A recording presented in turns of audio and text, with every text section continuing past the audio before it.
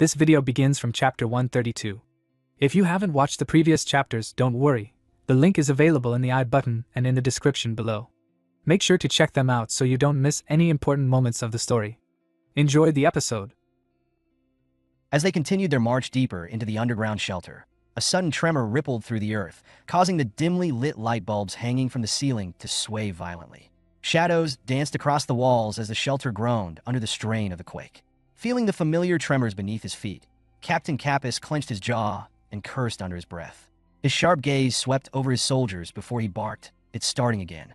Hold your positions for now." Han, who had been scanning his surroundings with a wary expression, turned toward the captain and asked, "Do earthquakes happen often?" Captain Kappas let out a short, bitter laugh. "It's common," he replied, "as if dragons weren't already enough of a nightmare. Now we have natural disasters tormenting us too." Han narrowed his eyes, deep in thought. He glanced around at the reinforced walls, then turned back to the captain. "Are you really okay with this?" he asked, his voice carrying an edge of doubt. The captain chuckled and smirked. "What's this? A psyker who slays dragons is afraid of a little shaking." At that moment, the tremors suddenly subsided, leaving behind an eerie silence. Without missing a beat, Captain Kappas motioned for his soldiers to follow, and they resumed their journey. After some time, they arrived at the underground base, a dimly lit facility buried beneath layers of rock and steel. Captain Kappas led Han down a corridor before stopping in front of a door. "This is your room," he said, gesturing inside. "It'll take 3 days to reach Arkansas. Stay here until then." Han fromnid. "Do we really have to stay here for 3 whole days?" The captain shrugged. "If you're bored, read one of those magazines over there." Han glanced toward a pile of magazines stacked haphazardly in a corner. Curious, he picked one up, flipped it open, and the moment he saw what was inside, his face turned red. Embarrassed, he immediately tossed the magazine aside and collapsed onto the bed. "Might as well sleep," he muttered. Hours later, as Han rested, a sudden, more violent earthquake rocked the underground facility. His eyes shot open as he felt the ground tremble beneath him. His heart pounded in his chest, and a deep sense of unease washed over him. "This isn't just an ordinary earthquake," he thought. "I can't ignore this feeling." Without hesitation, he leaped out of bed and rushed to the door. As he stepped into the hallway, a soldier on watch duty spotted him and immediately raised his weapon. "Hey, don't wander around recklessly," the soldier warned, his tone sharp. Han didn't stop. "Call Captain Kappas. Now, hurry," the soldier scoffed. "It's just an earthquake," he said dismissively. "We deal with them all the time. The large-scale nuclear attacks from the past caused tectonic shifts. Earthquakes are just part of life now." Han clenched his fists. "They're annoyed," he thought, studying the soldier's indifferent expression. "If what they're saying is true, then fine. But if there's another reason behind this, we could all be in danger." Determined, he insisted, "Let me meet with the captain." The soldier let out a frustrated sigh. "Man, you're persistent." Before another word could be said, Captain Kappas suddenly appeared, rushing toward them with urgency in his stride. "Everyone move," he ordered. The soldiers exchanged confused looks. "Captain? What's going on? Why are you in such a hurry?" Panting slightly, Captain Kappas straightened and spoke with conviction. "This earthquake isn't normal. Until it stops, we're evacuating to the surface." Obediently, the soldiers followed his lead. After making their way back up, they emerged onto the surface. But to their growing unease, the earthquake showed no signs of stopping. "Damn it," a soldier cursed. "This time, the quake isn't letting up. If this keeps up, the entire barracks will be destroyed." Another soldier looked around in alarm. "Is all of Britain going to sink at this rate? We need to move the equipment. We should abandon this place before it's too late." Despite their frantic concerns, Captain Kappas remained still, his gaze locked on the shifting landscape around them. Then, without warning, the ground erupted. A massive, nightmarish creature burst forth from the soil, sending debris flying in all directions. Soldiers recoiled in shock as a towering, writhing form emerged from the earth. Han's eyes widened as he immediately recognized the monster. "A death worm!" he shouted, his voice laced with urgency. Nearby, a soldier turned to him, his face pale. "Did you say death worm?" he stammered. "Hey, wait, was it always this big?" The colossal beast loomed over them, its thick, segmented body covered in dirt and jagged rock. Captain Kappas wasted no time. "Why are you just standing there? Run, now," he roared. Chaos erupted as everyone turned and fled. Han ran alongside Captain Kappas, his mind racing. "Captain, that thing's body is packed with dirt and rocks. If we head toward the sea, we might have a chance." Captain Kappas turned to him, considering his words. Then, with a determined nod, he shouted, "The sea. That's actually a good idea. Everyone move to the lighthouse. There's a small speedboat beneath it." Despite the tremors beneath their feet, they pushed forward with all their strength. Captain Kappas urged them on. Just get to the sea. If we can reach the water, we'll survive. As they finally reached the lighthouse, one soldier glanced back and swore. Damn it, it's still coming. Another soldier, breathing heavily, muttered, at this rate we're all done for. The two soldiers exchanged a glance, understanding passing between them without a single word. Then, as if reaching an unspoken agreement, they turned to Captain Kappas, their expression solemn. Saluting him, they declared, we'll handle the rear. We're counting on you. Captain Kappas' eyes flickered with understanding, but before he could say anything, the two soldiers strapped explosives to their bodies and charged toward the death worm. With one final battle cry, they detonated themselves in a massive explosion, engulfing the monstrous creature in fire and debris. The blast sent shockwaves through the air. Get down, Captain Kappas yelled. Everyone started running down the lighthouse. As soon as the initial shock faded, Captain Kappas was encouraged them to run fast, that it'll recover quickly. After some time, they reaching the speedboat at last. As they prepared to escape, scene shifted back at the scene of destruction. Smoke billowed into the sky from where the explosion had struck. As the dust settled, the death worm's massive form became visible once again. Its body was scorched and torn apart, pieces of its rocky armor shattered. But even in its wounded state, it was still alive. The death worm, driven into a frenzy by the searing wound inflicted upon it, let out an earth-shaking screech. Its massive, segmented body convulsed before surging forward in blind rage. With terrifying force, it coiled around the lighthouse, its jagged scales scraping against the stone structure. The ancient tower groaned under the strain, cracks spiderwebbing across its surface before, with one final, catastrophic lunge, the lighthouse shattered. The upper half crumbled, tumbling into the sea with a thunderous crash, sending massive waves rippling outward. The waters churned with debris as jagged stones plummeted into the depths. But it was too late for the beast to catch its prey. The speedboat carrying Han, Captain Kappas, and the remaining soldiers had already sped away from the collapsing lighthouse, its engine roaring as it carved a path through the turbulent waters. Captain Kappas, still catching his breath, turned his gaze back toward the distant destruction. He exhaled sharply before muttering, damn, that thing is massive. We should be safe now that we're this far out, right? I've never heard of a deathworm swimming before. Yet Han remained silent, his eyes locked onto the writhing beast in the distance. Beads of cold sweat rolled down his temple as his jaw tightened. A gnawing sense of unease gripped him as he watched the creature's movements. Then, suddenly, the death worm convulsed violently, its massive form writhing unnaturally. A sickening gurgling sound reverberated across the water. Captain Kappas furrowed his brows, watching in confusion. What the hell is it doing now? Han's expression darkened as realization struck him. It's vomiting, purging itself of all the rocks and dirt it swallowed. As the soldiers watched in stunned horror, the worm regurgitated an avalanche of debris, expelling everything that had weighed it down. The mass of rock and earth splashed into the sea. But what came next made their blood run cold. The death worm's thick, rugged exterior began peeling away. Segments of its armored hide sloughed off like a serpent shedding its skin, revealing a sleek, glistening new form beneath. The once lumbering monstrosity had transformed, its massive, sluggish body streamlined into something built for speed and agility in the water. Then, without hesitation, it lunged forward and disappeared beneath the waves. Captain Kappas turned pale as the implications sank in. His voice was tense with disbelief. This is insane. Is it planning to follow us all the way? Without waiting for an answer, he spun toward the soldiers. Full speed. Send an emergency signal to Ark. Now! The speedboat surged forward, its engine roaring as it sliced through the waves.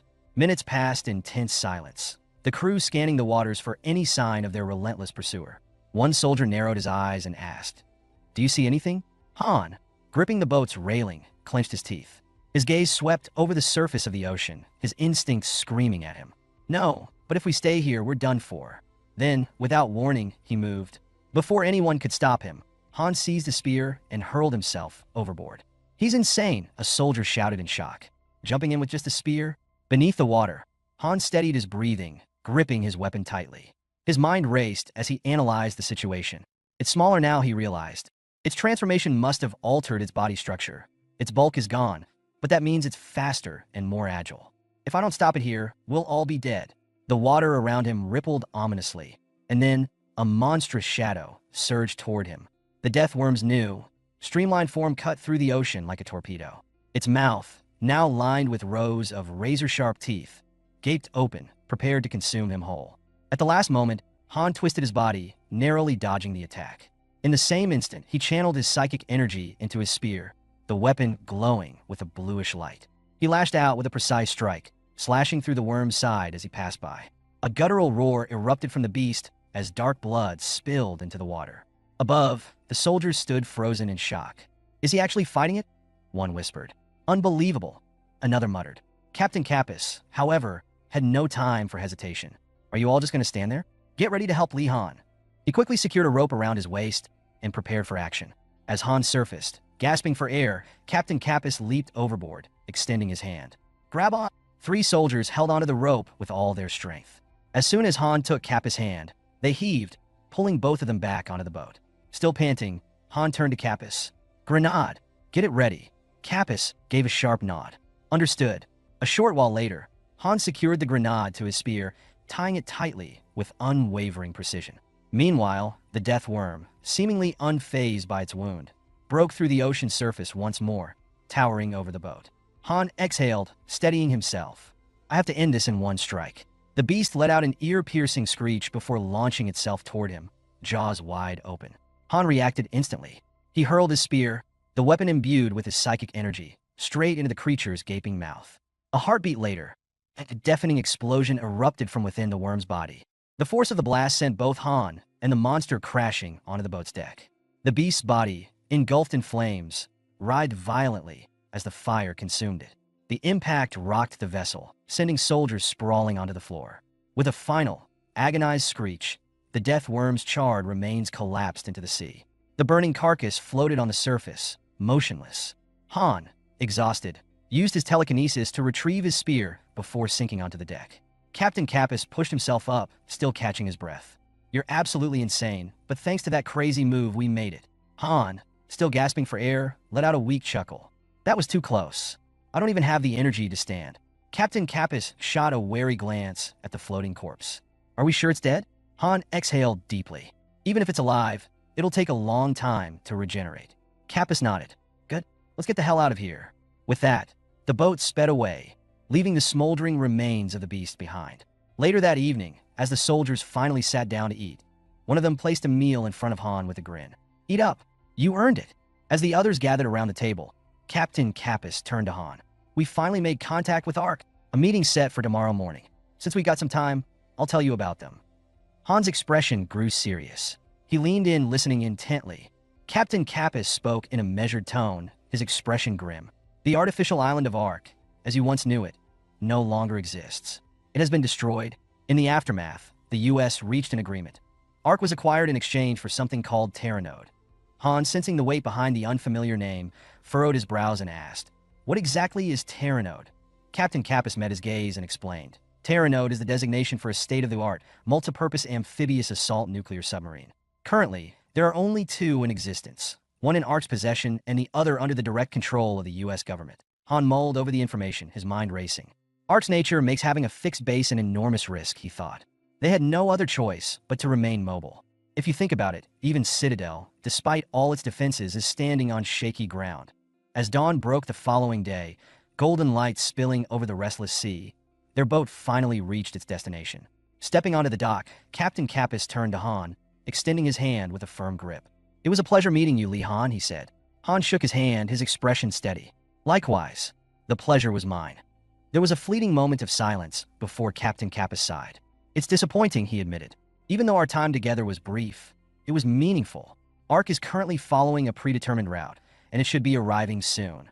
Before any further words could be exchanged, an eruption shattered the stillness. Seawater shot high into the sky, cascading down in violent waves as an enormous figure burst forth from beneath the surface. Han, Captain Kappas, and the surrounding soldiers recoiled in shock as the monstrous form of the death worm loomed before them. Chaos descended in an instant. The creature wasted no time in launching its attack, its massive body thrashing through the ranks, killing and wounding soldiers in rapid succession. Captain Kappas took a step back, his voice filled with disbelief. "I can't believe that thing is still alive." Han's grip tightened around his spear as he gritted his teeth. His eyes scanned the creature's form, noticing its hardened exterior and increased speed. Has it evolved into its 3rd stage as a marine organism? He wondered. "This isn't something we can take on unarmed." The death worm suddenly shifted its focus, its gaping maw lunging straight toward Han. He braced himself, ready to counter, but before the creature could reach him, a blinding slash cut through the air. In the span of a heartbeat, the death worm's massive head was severed cleanly from its body, tumbling lifelessly to the ground a short distance away. Han barely had time to register what had happened before his gaze locked onto the towering figure that had executed the attack. Standing atop the corpse, its sleek frame gleaming under the sunlight, was a psychic frame bearing Ark's emblem. Later, within the cold, metallic confines of a Terranode-class submarine, Han found himself seated inside an interrogation room. An investigator officer entered, his voice neutral, yet edged with curiosity. "It's been quite some time since I returned. I didn't expect to meet you under these circumstances." Han met his gaze calmly. "I understand," he replied. The officer studied him for a moment before glancing at his uniform.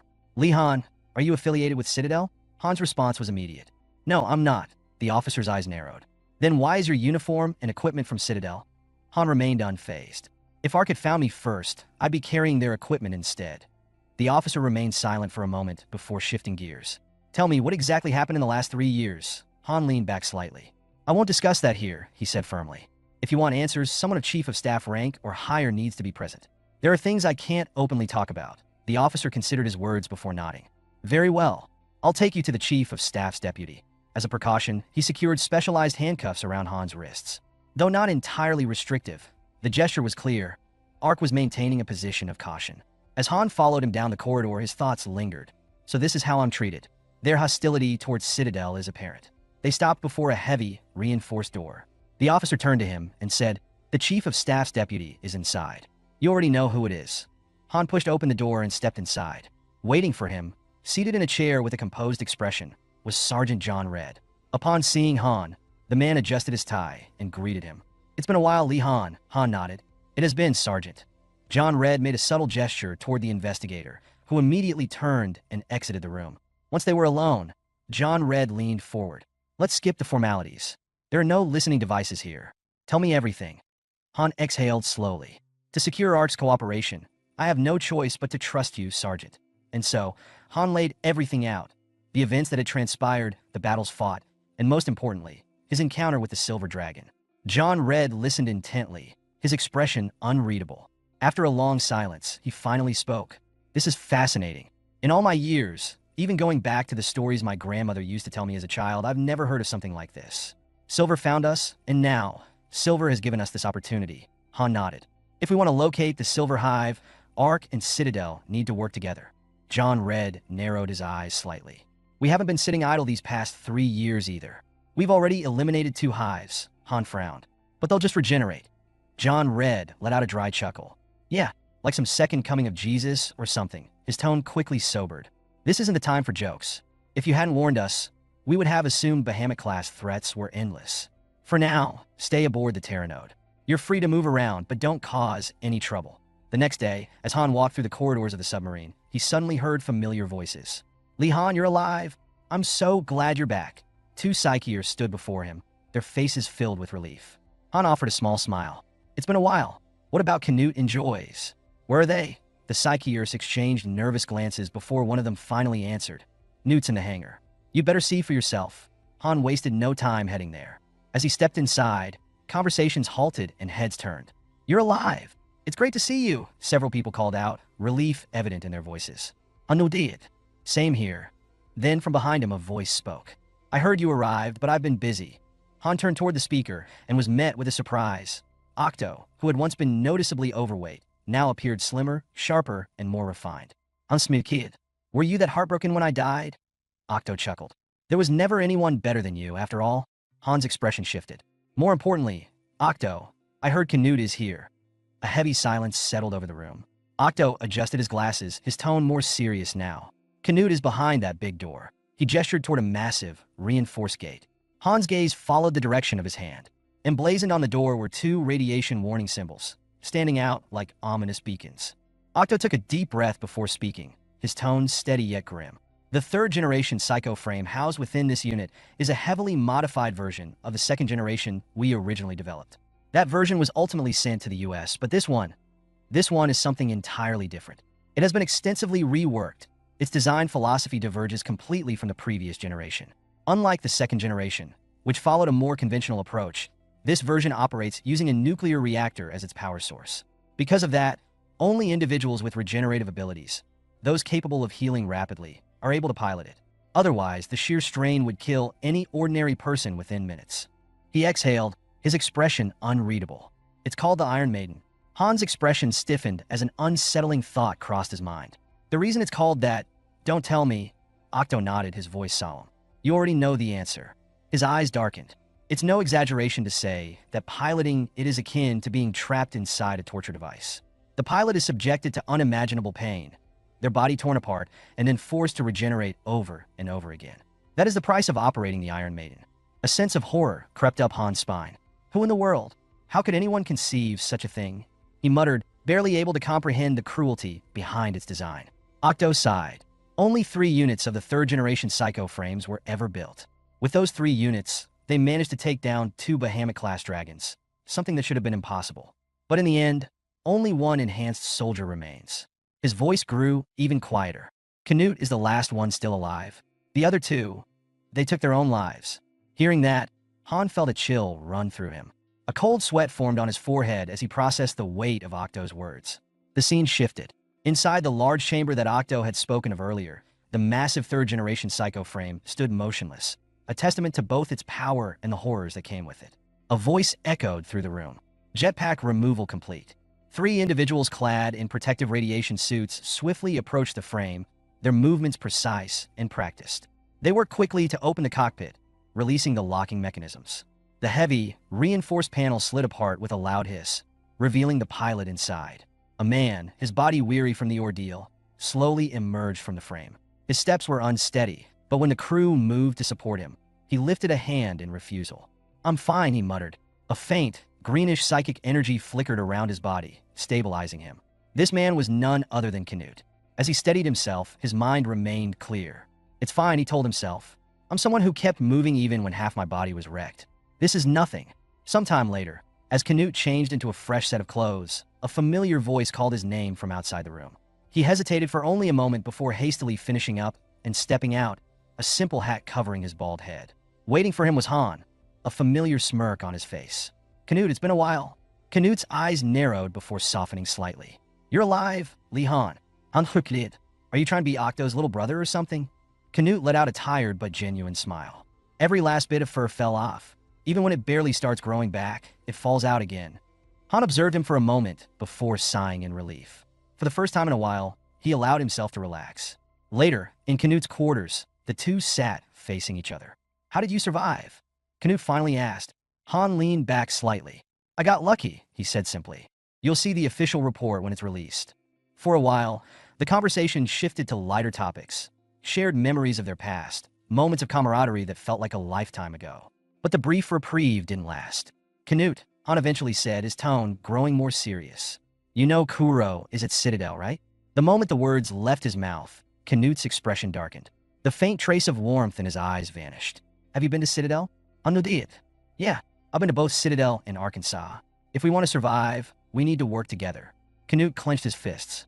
Those guys, his voice dropped, laced with barely restrained fury. Do you have any idea what they've done?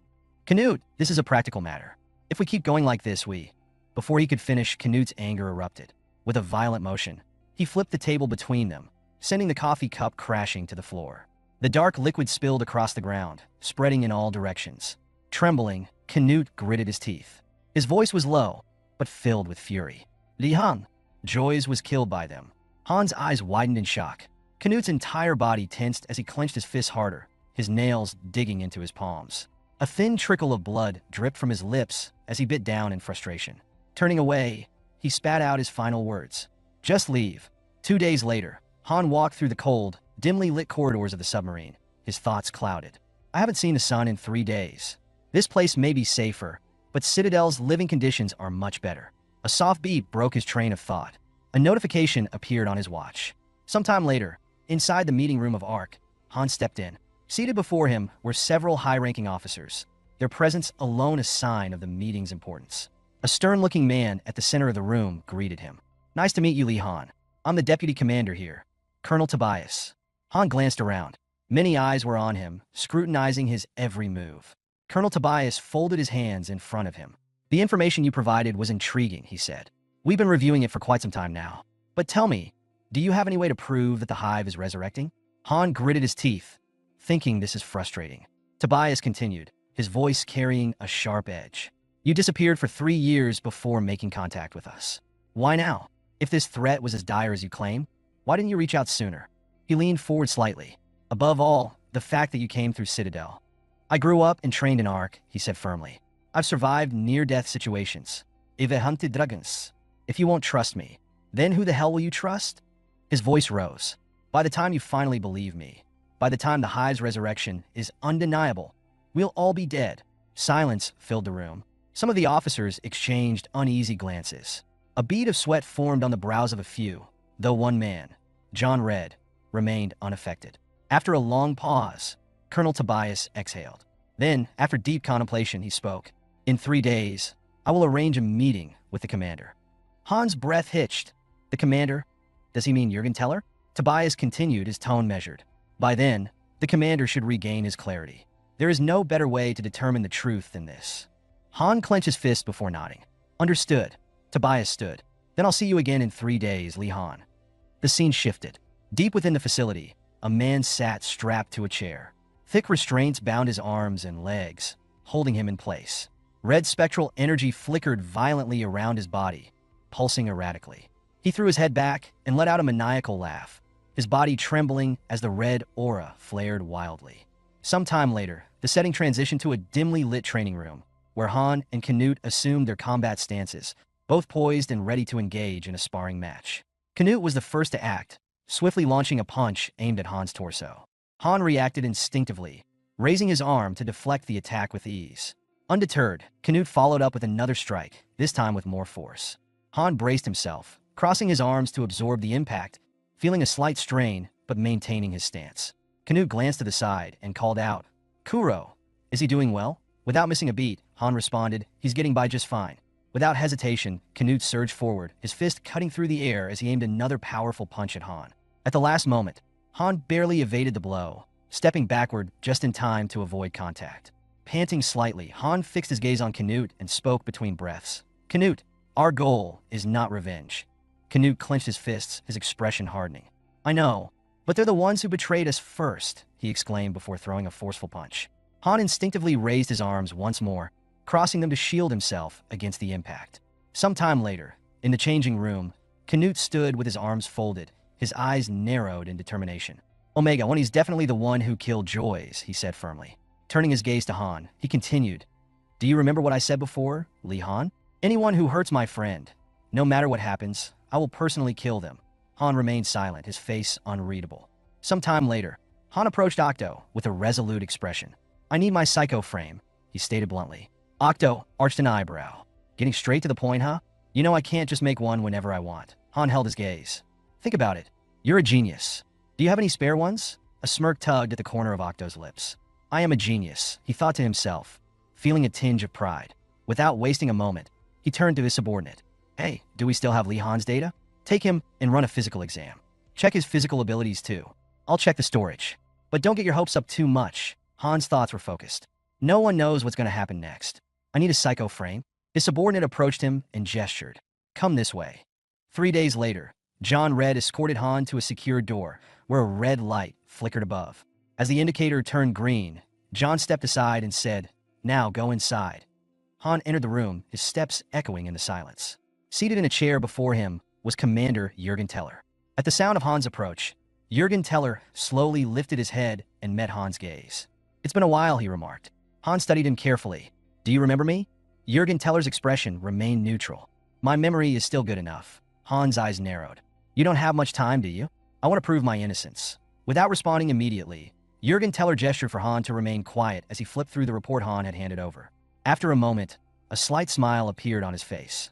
If the contents of this report are true, you will become the hero who ends the war. Han's expression darkened. I didn't come here to be a hero. Jürgen Teller raised a hand and beckoned Han to step closer. As Han approached, an ominous red aura began to radiate from Jürgen Teller, rapidly expanding to surround Han. Han's psychic abilities immediately activated, creating a barrier to shield himself. Internally, he noted, this feels unpleasant. Jürgen Teller observed him intently. Your mental barrier is still strong. If you want to prove your innocence, you should lower it. Han's voice was steady. I don't know how. Jürgen Teller leaned forward slightly. Relax. Empty your mind. He instructed as his red aura intensified, wrapping around Han like a tightening grip. As the power surged, Han's vision blurred. My consciousness, it's fading. This is dangerous. Within moments, Han's resistance crumbled. His body stiffened as his mind succumbed to Jürgen Teller's control. Jürgen Teller's lips curled into a sinister grin. You're the real deal. The way to end the war is in your hands. Truly, the hope of humanity. All the divided humans can be united into one, a dangerous existence. He let out a manic laugh. Completely under Jürgen Teller's manipulation, Han's body moved against his will. His hands reached forward, fingers tightening around Jürgen Teller's throat in an iron grip. Alarms blared through the facility as soldiers stormed into the room, armed with metal bars. Damn it, that bastard! Restrain him! One of the soldiers shouted upon witnessing the scene. One soldier swung a metal bar, striking Han on the head. Han's grip loosened as he collapsed to the ground, only for the soldiers to begin kicking him relentlessly. Amidst the pain, Han's mind flickered back to life. What is this? He thought in confusion. As the soldiers secured him with restraints, one of them muttered, so he really was Citadel's assassin? Another soldier hurried to Jürgen Teller, offering support. Commander, are you all right? Jürgen Teller masked his wicked satisfaction behind a composed expression, covering his mouth as he thought, humans are so amusing just the way they are. Watching them slowly fall into ruin on their own, there's nothing more thrilling. Some time later, inside a cold, dimly lit interrogation room, Hans sat bound to a chair, his mouth tightly covered with cloth. Canute and John Red, now informed of the incident, both expression became grim. In their minds, there was only one conclusion. Li Han is a spy from Citadel. The man stood in front of the protagonist, taking off his jacket. He asked him to answer the questions honestly. Looking at the protagonist, the man noted that he would get him to talk by any means. Han lowered his head. The guys were standing in the corridor and saying that the Citadel should be cut out completely. The US military even had atomic bombs. Raising his hand, the guy noted that their comrades were still there. Frowning, he added that Kuro was still there. That guy was just a monster, and he was not sure that even nuclear bombs would take him. Canute silently listened to their conversation. Derek approached them and asked if they really thought Han had betrayed them. He asked them seriously how many of those present did not owe him their lives. The boys could not answer his question.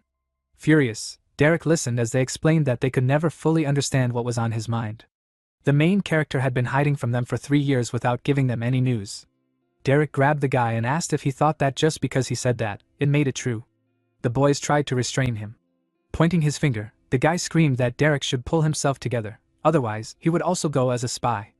Derek was furious. He tried to break free from the hold. The guy looked around. Looking at Canute, he asked why he was standing aside. Canute lowered his head and ignored Derek. The man was beating Han. Wiping sweat from his face, he noted that the protagonist was really tough. As they say, blood was dripping from the protagonist's mouth. The wounded Han asked to call his superiors because there was no point in talking now. The man kicked him, saying that the protagonist could not even think about doing something. Han fell from his chair. Lying on the floor, the protagonist said that the commander was acting strangely. He urgently needed to be detained and isolated.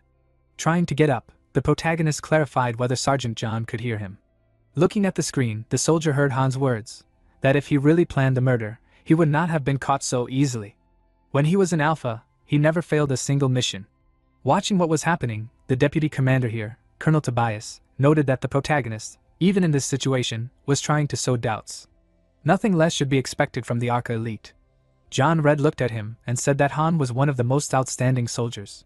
Tobias noted, with a serious expression, that the Omega also stood out from the others, so there was no need to mix personal feelings into it.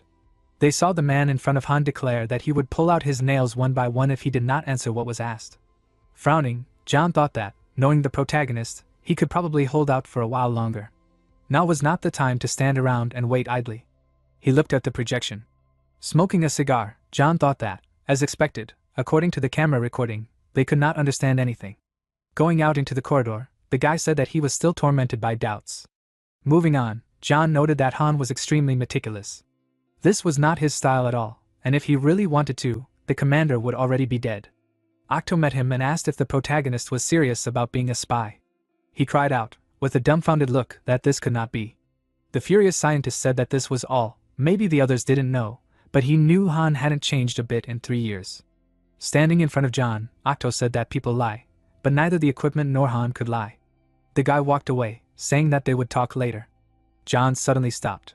His face was serious. He turned around and addressed Octo. Some time later, John was standing in front of Jürgen Teller's door. His gaze fell on the red lamp. He looked at it intently. The old man was sitting on the chair. His gaze was empty. John stood in front of him and said that he trusted the commander. He turned the failed arc project into a success. Looking at Jürgen, John emphasized the fact that superhumans should first be people, and only then weapons. That's what he believed in. Thanks to him, guys like Omega no longer appeared. They looked at each other. John smirked and said that Chief of Staff Alexander was an incredible man. He now understands, having been in his shoes. Frowning, John stated that he was not fit for this position.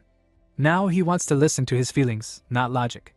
Standing in front of Jürgen, John noted that he trusted Han just as much as he trusted him. The scientists ran down the hallway. Octo ran next to the guys. Looking at his subordinates, he asked if the recording was ready to replace the recordings from the surveillance console. The man stood in front of the protagonist. The protagonist's nails were lying on the floor. Frowning, the soldier thought that this was already the 7th nail in a row, and he didn't even squeak the first time he saw such a guy. Turning around, the man heard a voice that asked to take a short break. Holding the pliers in front of him, the soldier said that they would see each other again soon. He walked away from the protagonist. Han lowered his head and thought that they wouldn't be able to kill him anyway, but he couldn't sit like that. Considering the commander's condition, the arc could fall at any moment. The problem was different. He didn't know how to convince the others, and then wondered if there was anyone there who trusted him more than the commander. Octo removed the mask from Han's face. The protagonist was shocked by what he saw. The stunned scientist cried out that there was no time. First, they needed to get out of there. The guys ran out of the interrogation room. Octo moved next to the protagonist, and said that they probably already welded the hangar doors tight, and he noted that the Terranode would land in 5 minutes. Octo let out deep breaths, cried out that the protagonist should open the airlock and escape. Han replied, "If say, that it's not that simple." Smiling, the scientist stated not to worry, because his brilliant servant had already come up with something. Dumbfounded, Han asked about the psycho frame. Running down the hallway, Octo shouted that there were 4 minutes left, and they were almost there.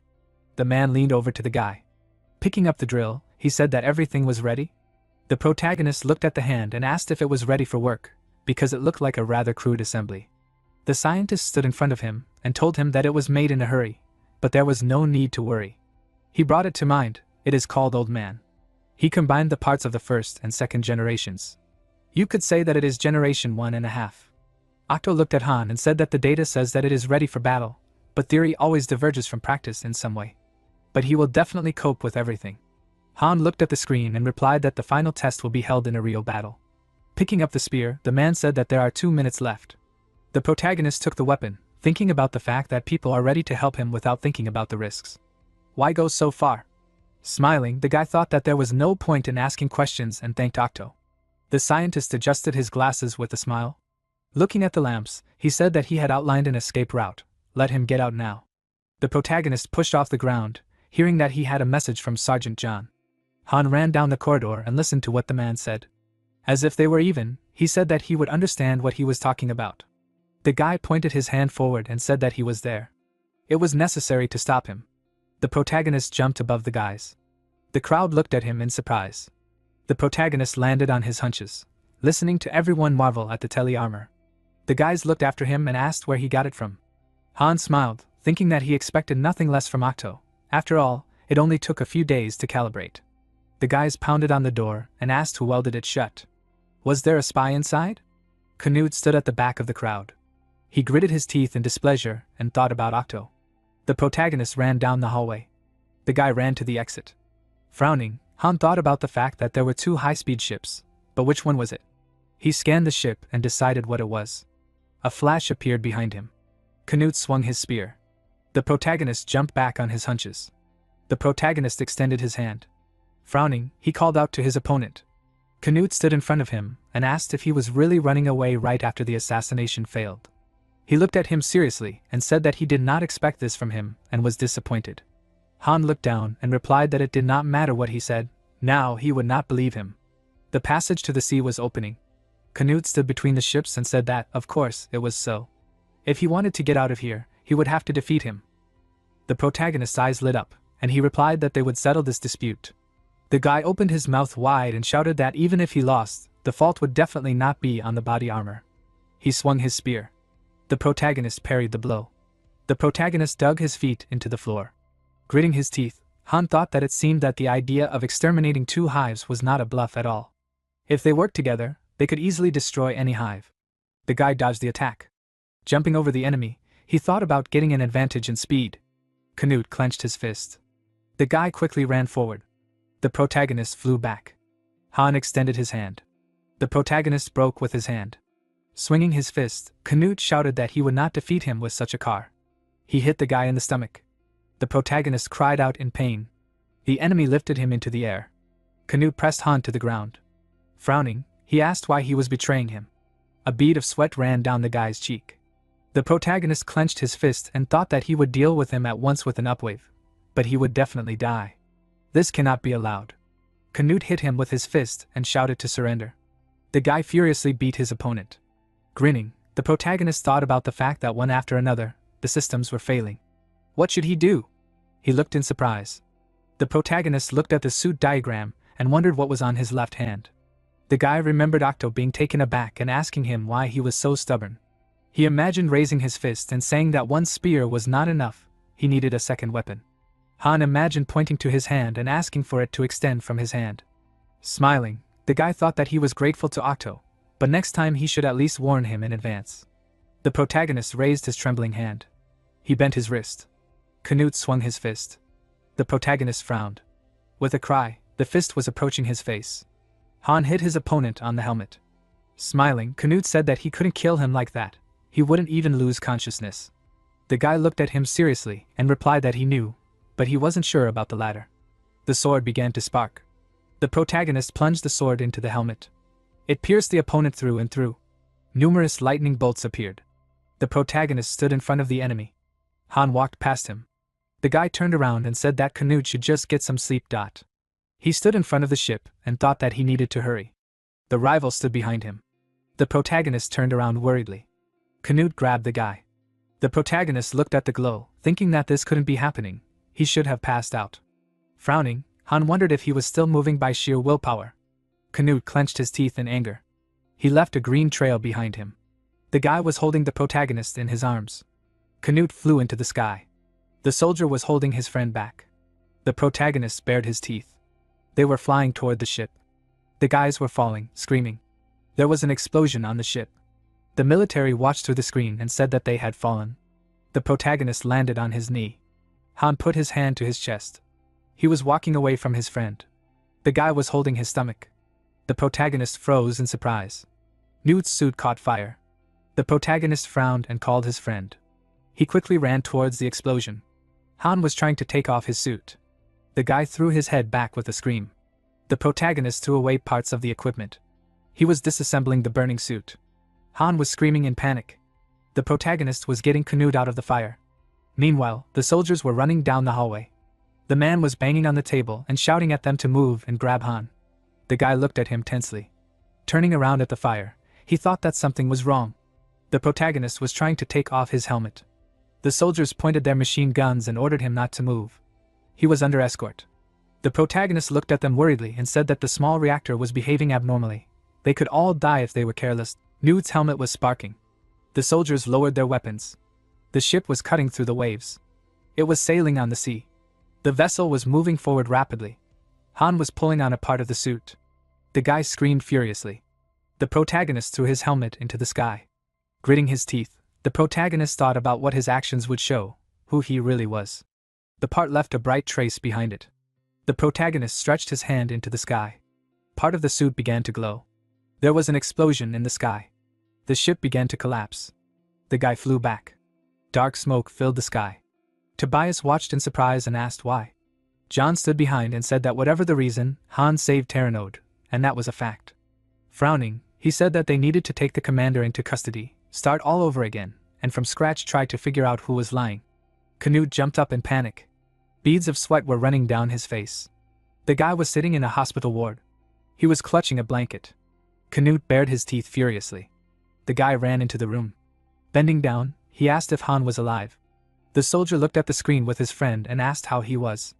John looked at him seriously and replied that it would be decided tonight. Hitting the table, Canute thought about why this was happening. The guy watched as Han lay in a coma. He looked at him pitifully. Canute looked at the bandaged limb. The main character was lying on the bed. The guy was leaning his hands on the table. He fell to his knees. Canute was sitting in front of the screen with his head down. The guy was worried about what he had done. Han had risked his life again to save everyone. Canute was crying and asking why he hadn't trusted him. Tobias was sitting at the table, wondering if the commander could be a traitor. He clasped his hands together and thought that if he was harsh with him and he was innocent, then he himself would not be spared trouble. The man looked at the screen in the table. Tobias pressed the button and asked what was going on. He looked and listened seriously to Canute going to the commander's room. They would sound the alarm immediately. Smiling, the man asked to wait. Tobias pressed the button and thought that it was convenient. Someone decided to expose themselves to the blow. If the commander was not a traitor, they would blame it on Canute. He put his hand on the table and said that they saw nothing. The guy opened the doors. In front of him sat an old man on a chair. Canute looked seriously and told the commander to get up. The guy pointed a gun at him. Lowering his head, Jürgen muttered something. Canute held the weapon, saying that it was enough. To find out who the traitor was, he decided to believe his friend. The guy pulled the trigger. The old man continued to mutter. The soldier grinned. Frowning, he shouted that the commander should say something already. Canute clenched his teeth, listening to the old man ask if he felt guilty, because the responsibility was on him. The guy looked surprised. Jürgen looked up, smiling. He asked what answer he expected from him. Canute aimed his gun and asked why he had made Han out to be a traitor. The old man smiled and answered that he only believed what he wanted to believe.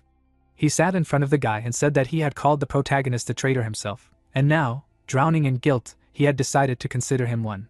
Canute glared at him and shouted at him to shut his mouth. The commander looked at him and said that he would brand him evil, punish him, and find redemption. But now he even doubted Han. Otherwise, he would have helped him from the very beginning. The guy began to cry and asked him to shut up before he killed him. Jürgen clenched his teeth angrily and said that this was his limit. An energy network appeared around them. Grinning, the guy wondered what it was, whether it was the commander's ability.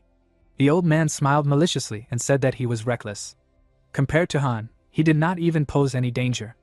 Canute looked at him in fear and wondered what kind of man he was, if he was even a man. The commander smiled creepily. Mana surrounded his face. The old man grinned and said that they were Jürgen Teller. The guy looked at his hands and thought that his body was moving on its own. The commander looked at the gun furiously and said that it wouldn't be so bad to leave everything a mystery as it was. Gritting his teeth, Canute thought that he had proof that the commander had betrayed them. He couldn't finish him off here.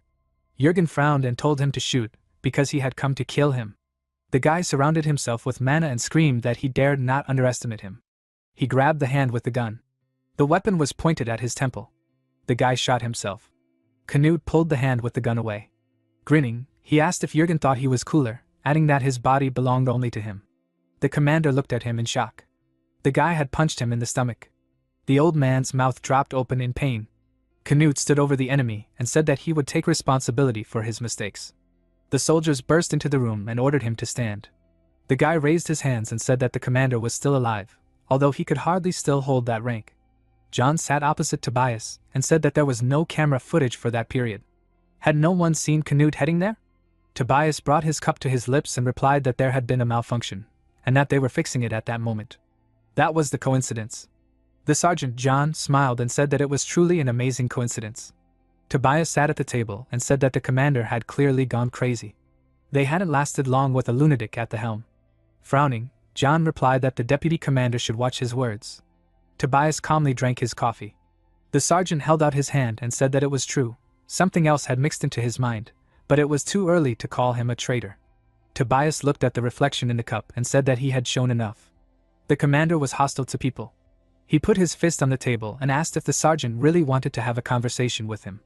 Frowning, John replied that from now on, Jürgen was his responsibility. The scene shifted to the citadel. Inside a quiet, dimly lit chamber, Kuro sat alone in a meditative yoga position, eyes closed in deep focus. Before him floated a dragon's heart, pulsing faintly with psychic energy. He was steadily drawing power from it, his body surrounded by a faint aura that shimmered in sync with the heart's pulses. After some time, as the energy from the heart began to diminish, Kuro extended his hand.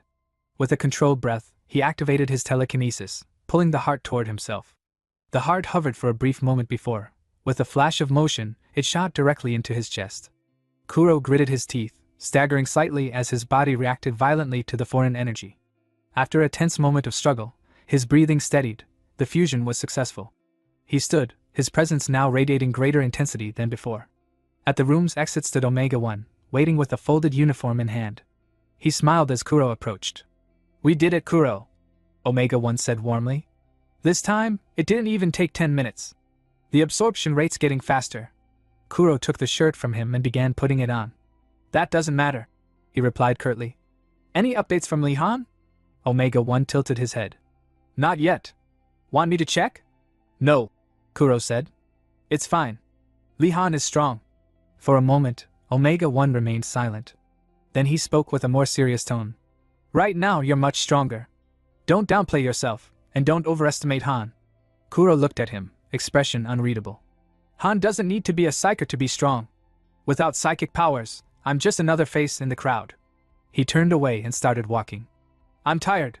I just want to rest today." But behind that calm exterior, a storm brewed. "I won't let myself be used by you again, Omega 1.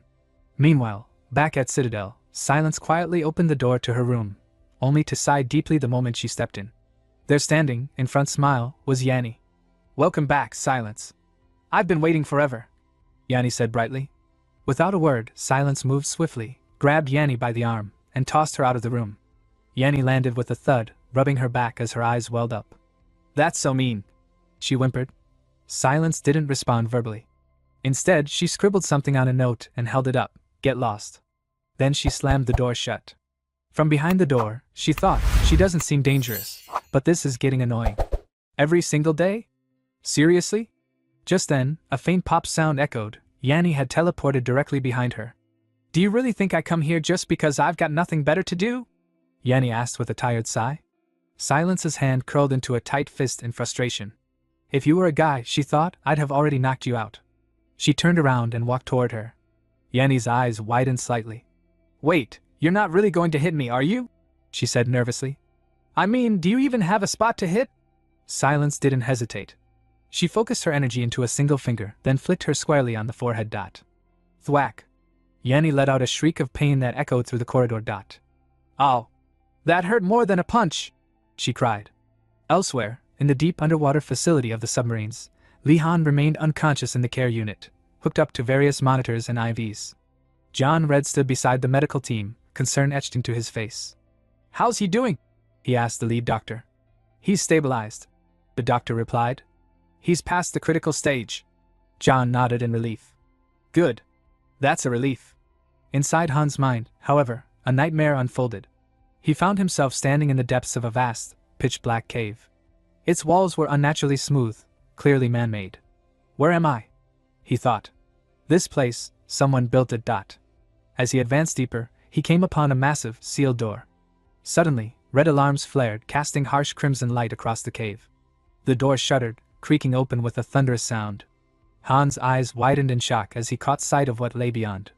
That shock jolted him back into consciousness. His eyes fluttered open. The sterile white of the care unit greeted him. As he tried to move, he noticed his left arm, gone. John quickly approached, noticing he'd woken up. "You're awake. How's your body?" "Even as a lie," Han muttered hoarsely. "I can't say I'm fine." John chuckled dryly. "Even when fighting a dragon, I never got hurt like this. People, turns out, are scarier than dragons. At least I only lost an arm," Han said grimly. "I'll need a prosthetic." John tapped his metallic leg. "Welcome to the world of cyborgs." Han focused. "What's the situation?" John exhaled slowly. "If they try to brand you a traitor, it's going to blow up. Out of 34 enhanced soldiers, 18 submitted formal petitions. They're demanding a reinvestigation.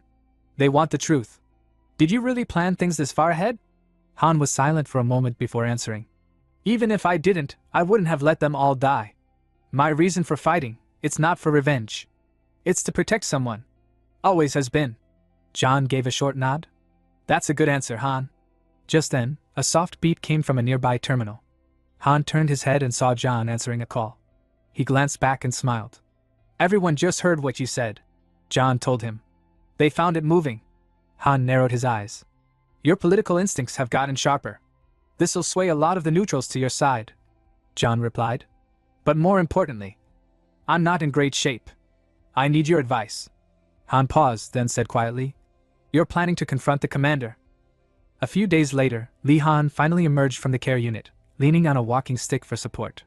His steps were slow, each movement deliberate. The sterile white corridors of the submarine base greeted him with cold silence, but at the end of the hall, John Red was already waiting. John turned to him with a serious expression. You must still be in pain. I'm sorry, but I need you. Han offered a faint nod, his eyes calm despite the fatigue weighing on him. I understand. What happened to Canute? John replied. He turned himself in. Said he needed time to reflect, so he's currently in voluntary solitary confinement. Han's gaze dropped slightly. I see. That makes sense. At that moment, two psychers approached from down the hall. One of them was Derek, walking with a quiet purpose. As they came to a stop beside John, the deputy chief of staff looked at the group and nodded. Then let's go, he said. Elsewhere, Jürgen Teller sat in a private room, enjoying a hot meal. He ate slowly, savoring every bite like a man without a care in the world. The door slid open, and John entered with Han and the two psychers in tow. Jürgen glanced up mid-bite. Delicious, he commented, chewing thoughtfully. John approached cautiously. Are you Commander Jürgen Teller? Jürgen set down his utensils, dabbed his mouth with a cloth, and looked at John with a faint smirk. Who else would I be, Deputy Chief of Staff? If it were Alexander asking me that, perhaps we'd already be on the same wavelength. John hesitated at the mention of Alexander. The name hung heavy in the air. Suddenly, Han stepped forward. John! Give me a moment. John stepped aside without question. Han raised his hand toward Jürgen and activated his psychic ability. A subtle wave of invisible force passed between them. Jürgen's eyes widened in surprise. The psyker beside Han frowned, confused. What is he doing? Jürgen looked down at his own hands. I can't use my psychic powers. Realization dawned on John and the psyker at once. Han possessed anti-psychic capabilities. Even Jürgen looked stunned. Sweat began to bead on Han's brow from the effort. He turned to John. Whatever is wrong with the commander, it doesn't seem tied to psychic influence. Jürgen chuckled softly. You really do have the potential to end this war, Han. I acknowledge that. The two psychers stiffened. That kind of praise, from Jürgen, was rare. They exchanged uneasy glances. Could Li Han really end the war? Then Jürgen's tone shifted. A chilling smile crept across his face. But tell me, can we really trust Silver's words? We're placing our hope in a dragon. What if this is all a trap? What if Silver simply wants to wipe out the other hives and crown himself king of a dying species? Or worse, maybe he's baiting what's left of humanity into the open, just to annihilate them. Han remained silent, unfazed. John turned to the psychers. Everyone except Han, leave us. Yes, sir. They both responded and promptly exited the room. John watched them go, then turned back to Jürgen. It's not his psychic strength that's dangerous, it's his presence. That aura, oppressive, inhuman. This man isn't the commander anymore. He feels like a demon. Jürgen leaned back, his eyes narrowed with memory. This reminds me of the Oracle. You never stopped feeling guilty. Sometimes I wonder, do you wish we had all died back then? Together? John clenched his fists and answered through grit teeth. Maybe. Jürgen smiled coldly. You're weak, John. If Alexander were still here, Ark wouldn't have fallen apart the way it did. Later, Han and John exited the room in silence. They walked side by side, their steps echoing down the corridor. When Alexander died, Han finally said, Jürgen died with him. John nodded solemnly. We made the mistake of thinking Jürgen was a superhuman. We believed he could endure anything, that he'd carry Ark no matter the cost. Han glanced at him. But in the end, he was just a man who broke. And once he lost hope for humanity's future, he gave in to something darker, became something else. I underestimated Alexander, John admitted. If he'd been here, maybe things would have turned out differently. What now? Han asked. John exhaled deeply. A leader must be more than human. They have to embody strength, even when they're breaking inside. Officially, we'll say the commander was manipulated by Spectre. That he never abandoned Ark, never gave up on humanity. That's the story we'll tell. He paused. Jürgen's been imprisoned in the deepest cell of Terranode. The officers who know the truth, they don't call him commander anymore. They call him demon. But even demons have their uses. His knowledge is still valuable to Arkansas. Sometime later, Inside Octolab, Han stood in front of a training module, testing out a new prosthetic arm. With intense focus, he controlled the mechanical limb entirely through psychokinesis, performing delicate movements and even simulating combat gestures. From the side, Octo watched, arms crossed. Seriously? You're controlling a prosthetic purely through psychic power? You think you can actually fight like that? Han's gaze remained steady. I can. I've seen someone do it before. Simon, if you could do it, so can I. He stepped out of the lab, deep in thought. Right now, all I can do is focus on rehabilitation. As he passed through the sliding doors, he stopped. Canute stood outside, waiting for him. A brief silence stretched between them as they stared at each other. Han finally broke it. What's going on? Canute looked down. Hit me. Han blinked. Why would I do that? Because I was wrong, Canute said firmly. Hit me until you feel better. I won't activate my healing factor until the pain fades. It's the only way I can apologize. Han let out a tired sigh. There's nothing I gain by hitting you. Only thing that'll hurt is my hand. I'm sorry, Canute said, his voice trembling. I should have trusted you. At the very least, I should have believed in you. Han nodded slowly. It'd be a lie to say I didn't resent you. But we have to move forward. Forget the small things. Why do you think I saved you? Canute stared. Han continued. Because I didn't hate you enough to want you dead. Relief flooded Canute's expression. Overcome with emotion, he moved forward to hug Han. But before he could embrace him, Han drove a sudden, powerful punch straight into Canute's gut. Canute gasped, collapsing to the ground, clutching his stomach in pain. You said you wouldn't hit me, he groaned. Han gave a small smile. Yeah, well, I figured one punch might help me feel a little better after all. Sometime later, in the strategy meeting room at Terranode, Han stood before a polished table of senior brass, Deputy Commander Colonel Tobias, Deputy Chief of Staff John, and several high-ranking officers from ARC's command. In his hand, he held the spear gifted to him by the Silver Dragon, its surface etched with faint, ancient patterns that shimmered subtly under the room's lighting. He looked them in the eye and declared, To stop the resurrection, we'll need the power of the Silver Hive. Colonel Tobias narrowed his eyes, pointing to the spear. So the plan is, locate the current Silver Hive, then pierce it with that weapon. There's no concrete proof this will work, but we've chosen to trust your word. John folded his arms and added, But locating the current Silver Hive won't be easy. Even with our surveillance network, there's no telling when, or if, we'll find it. Han's response was calm, almost calculated. Then we need to integrate Citadel's intelligence network into ours. That suggestion was met with a tense silence. The air in the room felt heavier. Colonel Tobias broke the quiet, his voice skeptical. Even if we propose that, do you think Citadel would agree? They've never been willing to join forces with Arkansas. They will, Han said. If I go personally, they'll listen. Citadel may be prideful, but they're not suicidal. They understand what's at stake.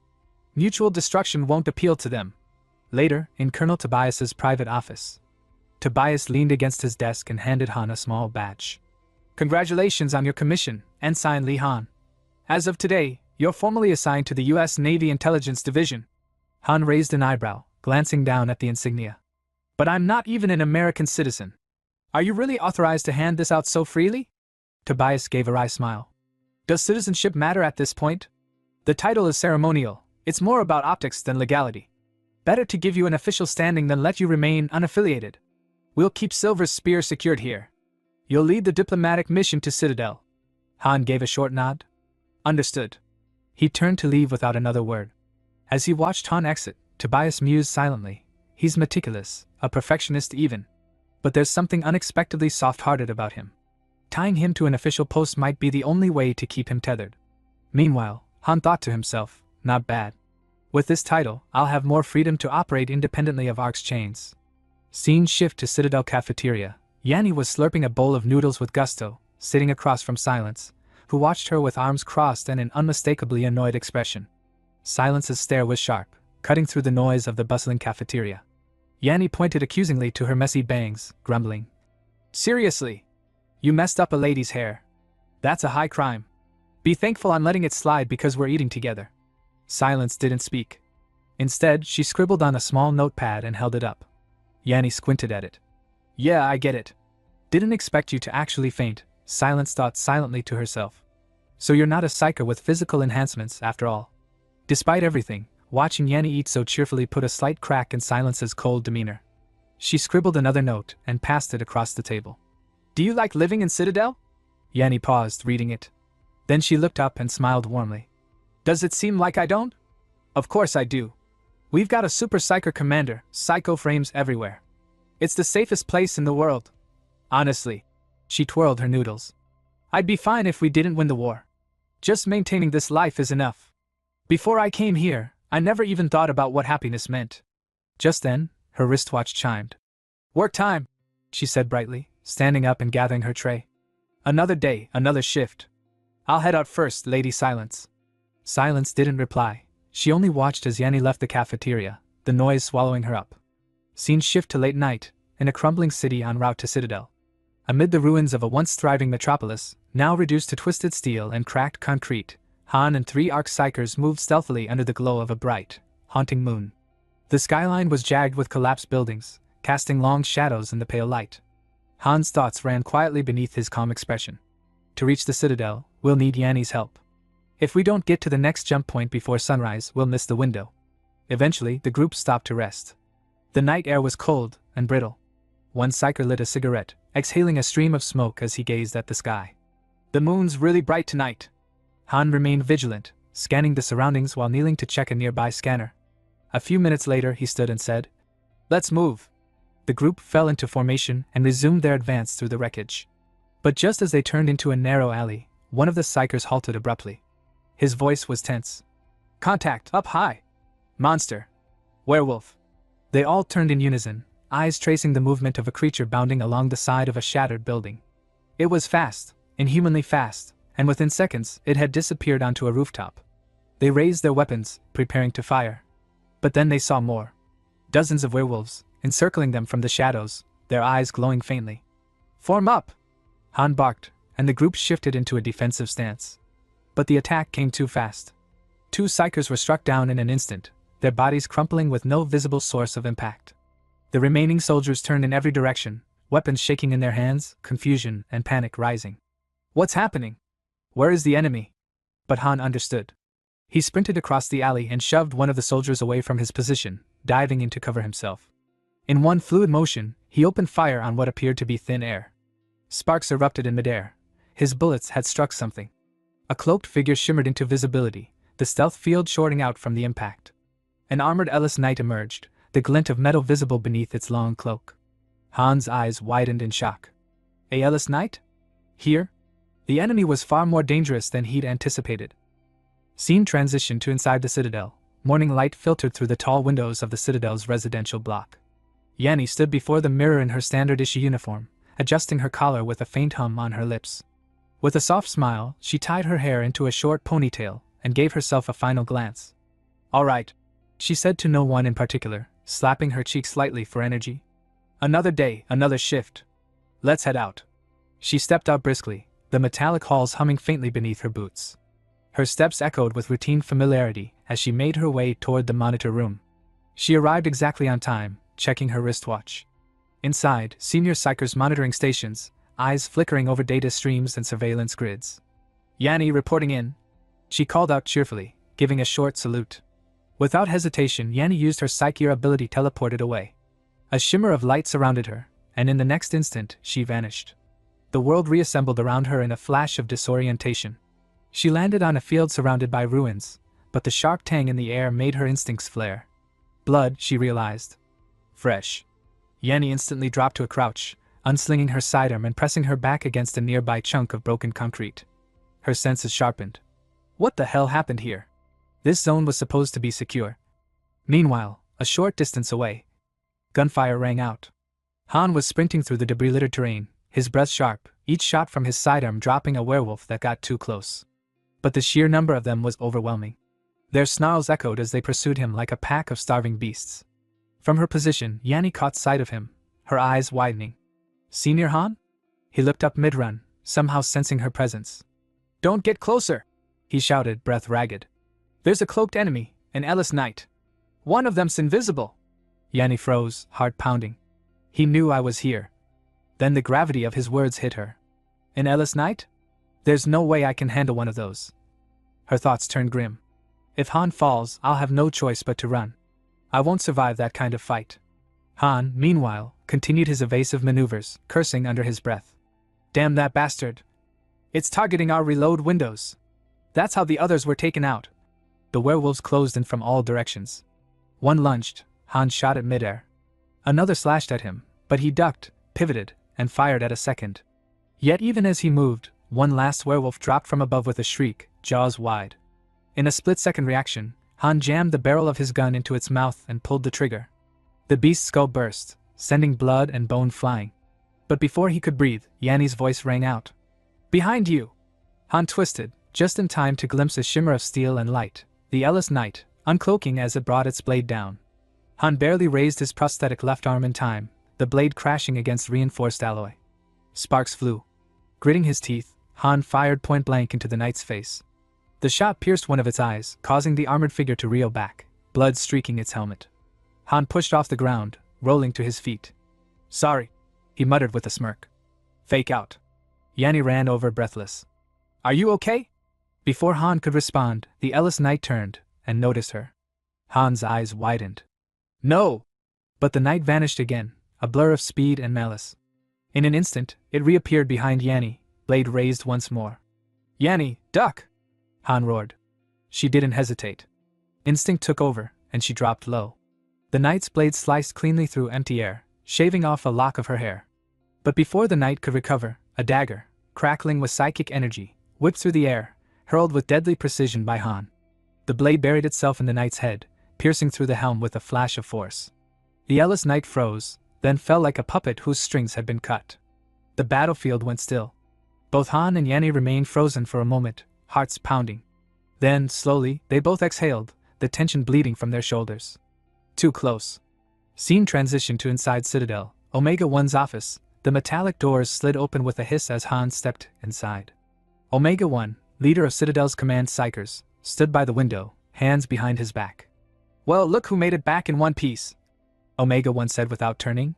"Did you enjoy your little trip down memory lane, Alpha?" Han raised his prosthetic arm. "Not really." At that, Omega-1 turned with a smirk. "Looks like you paid a price." Han's expression darkened. "I'm here on ARC's behalf. They've agreed to open cooperation. Assuming Citadel is willing." Omega-1's eyes narrowed. "Those ARC bastards? You're serious?" Han nodded. Omega-1 sighed in disbelief. "So what? Are you suggesting we leap straight into a full-scale alliance? Joint operations?" Han met his gaze evenly. "Ending this war, it has to go through Arkansas." A flicker of anger broke across Omega-1's face. "What?" As per the agreement finalized during the negotiations between ARC and Citadel, both sides chose a remote, solitary church overlooking the sea as the location for their next meeting. Citadel military trucks rumbled up the cliffside road, halting outside the crumbling church. With a heavy thud, the reinforced doors creaked open, and Omega-1 stepped inside, flanked by Citadel's psychers in full combat gear. Inside, key figures from ARC were already present. Among them were John Red, Octo, and Deputy Commander Colonel Tobias. They stood near the altar, the cold sea breeze drifting through shattered stained glass. Omega-1's eyes scanned the room. Standing near the pews were Silence, Han, Kuro, and 3 more Citadel-aligned psychic soldiers. Colonel Tobias narrowed his eyes and spoke sharply. "You've brought 7 people. We agreed to a maximum of 5 each." Omega-1 smirked faintly and shrugged. He casually pointed toward Han and Silence. "Aren't these 2 technically still ARC personnel? Alpha's a US Navy officer, and Silence, well, deserter or not, he's still under ARC's registry." John Red stepped forward, his voice calm but steady. "It's been a long time, Silence. And you too, Kuro." Kuro gave a polite bow. But John observed him closely, noting the suffocating psychic pressure emanating from him. So the rumors were true. He's absorbing cores. Even with 3 psycho frames stationed outside, I doubt we can overpower him now. John gave a subtle glance to Colonel Tobias. Tobias caught it and frowned, reading the implication clearly. "You're saying Citadel is stronger?"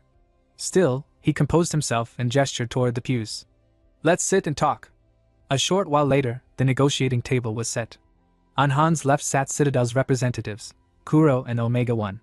On his right were ARC's officials, John and Colonel Tobias. Tensions quickly rose. Colonel Tobias slammed his hand on the table, voice raised. "This is nonsense. We're willing to supply psycho frames, but the core technology is non-negotiable."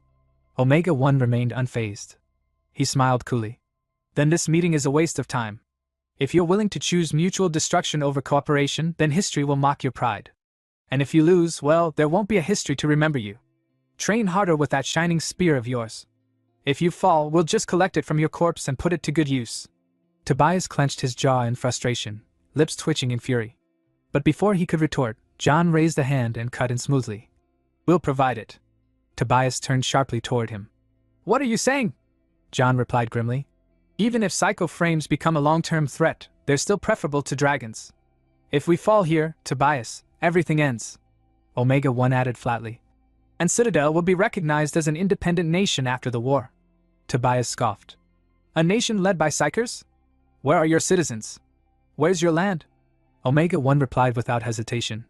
After the war, wherever we plant our flag first, that will be our land. And those who seek safety will become our people. Tobias cursed under his breath, visibly shaken.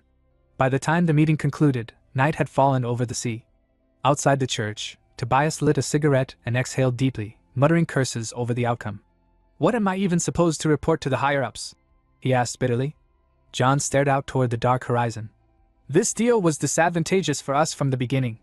Han, standing nearby, added. At least Citadel's demands were something we anticipated. Omega 1 would rather drag everyone into mutual destruction than let go of his goal. John turned toward Han, a rare trace of approval in his voice. You really pulled this off, Li Han. The real challenge begins now, but well done. Han's expression turned serious as he recalled a key moment from the negotiation. In a quiet side conversation, Omega 1 had leaned in and said firmly, Swear to me, Alpha. One thing. You won't use your power on Kuro. Han responded, voice steady. I'll make you one promise. If Ark betrays Citadel first, I'll fight for Citadel. I'll give you everything I've got. Kuro, standing beside them, gave a quiet smile. That's enough. I'm not angry. If my power brings balance and things go smoothly, I'm satisfied. I want this war to end quickly. I'll create a world where wars no longer exist. Han had been taken aback. You'll create it? 15 days later, the massive structure known as Terranode rose from the sea, signaling the start of Ark and Citadel's first joint operation. Psychers from both sides boarded together. Some embraced old comrades in reunion, but many exchanged cold, wary glares, tension heavy in the air. On the command deck, John asked Octo. What's the condition of Citadel's psycho frames? Octo adjusted his glasses. For tech lacking the core system, they've maintained it surprisingly well. But once they have the core blueprints, they'll accelerate their own research. John nodded grimly. The US finally agreed to provide the core too. Their logic is simple. We strike before Citadel mass produces. In anti-dragon power we're matched, but in anti-personnel combat, we still hold the edge. Octo looked up. Who's carrying Silver's spear? John replied. Knut Meyer. Among the enhanced soldiers, his sync rate is the highest. Surprised, Octo asked. Not giving it to Li Han. John shook his head. Even Tobias agreed with me on that. Han's AP wave is our final trump card. He's the only one who might control Kuro if he goes out of control. We can't throw that kind of asset into the front lines recklessly. Plus, the man's not just a soldier. He's got the makings of a commander. Meanwhile, Han, commanding this joint mission from the operations deck, looked down over a tactical map and thought, we'll bait them in by moving into a dragon emergence zone ourselves. Humanity has already taken down 3 hive-level dragons. 4 remain. One of them is Silver. I don't expect to find him first, but eliminating even one would be enough. Elsewhere on Terranode, in the Citadel officers' quarters, Omega 1's voice rang out in disbelief. What? What did you just say, Kuro? Kuro stood in the middle of the room, calm and resolute. I said I'll take the front. I'm going to lead the charge. This is my chance to show everyone. Omega 1 clenched his fists. Damn it, he's already beyond persuasion. Kuro turned to one of the Citadel psychers standing nearby and ordered. Prep my psycho frame. The soldier saluted immediately. Yes, sir. As Kuro unfastened his collar, a sharp gleam entered his eyes. I'll show them. Right here. Right now. No war happens without my permission. Some time later, a Terranode-class submarine, previously submerged beneath the waves, surged to the ocean's surface with tremendous speed. The massive war vessel tore through the water like a beast awakened, leaving white foam and turbulence in its wake. On the forward deck of the submarine stood Kuro, clad in his shimmering psychic frame, radiating power. With the wind whipping around him and the ocean reflecting the gold and deep violet of his armor, he stood tall, commanding and regal, like a sovereign surveying his domain. Inside the command room, a feed of the deck was displayed on the monitor. Colonel Tobias, watching Kuro in silence, scoffed and muttered, "Gold and purple, does he think he's some kind of emperor?" Nearby, Han opened a calm line and spoke to Kuro directly. "We're almost at the dragon sighting zone. Are you really going in alone?" Kuro answered calmly, without hesitation. "No problem, Han." Just then, the skies above darkened ominously. Thunderclouds rolled in like smoke, and streaks of purple lightning flickered across the heavens. Kuro turned his head upward, his expression sharpening. In the next instant, several dragons burst forth from the clouds, hurtling toward him with terrifying speed and fury. Unshaken, Kuro lifted one arm as if drawing a bowstring from thin air. Psychic energy gathered at his fingertips, raw and brilliant. In an instant, he materialized a glowing bow and arrow formed entirely from psychic force and loosed it toward the incoming threats. The projectile streaked through the air like a comet and struck true, obliterating multiple dragons in a single blast. In the command room, stunned silence hung for a moment before Tobias spoke, breathless. "Oh my God! What did I just see? He took down a dragon, with pure psychic power." Han, equally astonished, added, "And from long range, no less. But I doubt that's the limit of what Kuro can do." Back on the deck, Kuro narrowed his eyes at the remnants of the dragon horde and muttered under his breath, "I don't even need to aim anymore. Just the intent to strike is enough. That's what you lack, imagination. I'm a superior psychic. You can't match me. Bring your leader." With that, he conjured more psychic arrows and began firing in rapid succession, cutting through the sky with lethal precision. Dragons fell one after another, slain before they could even close the distance. Far above, one of the dragons, before dying, used its psychic abilities to transmit what it saw to the hive leader, who sat motionless atop a nest built into the edge of a boiling magma crater. The hive leader opened his ancient eyes and narrowed them at the vision, a human, clad in light, single-handedly slaying his kin. "A human?" Again. "But this one, he's different." The dragon's voice in his mind was weary, but curious. Then, with a violent eruption of molten rock and fire, the dragon hive leader launched into the sky like a missile, breaking through the stratosphere, ascending until he hung in the void of outer space. There, above the earth, he began charging his breath attack, a condensed cataclysm capable of destroying entire fleets.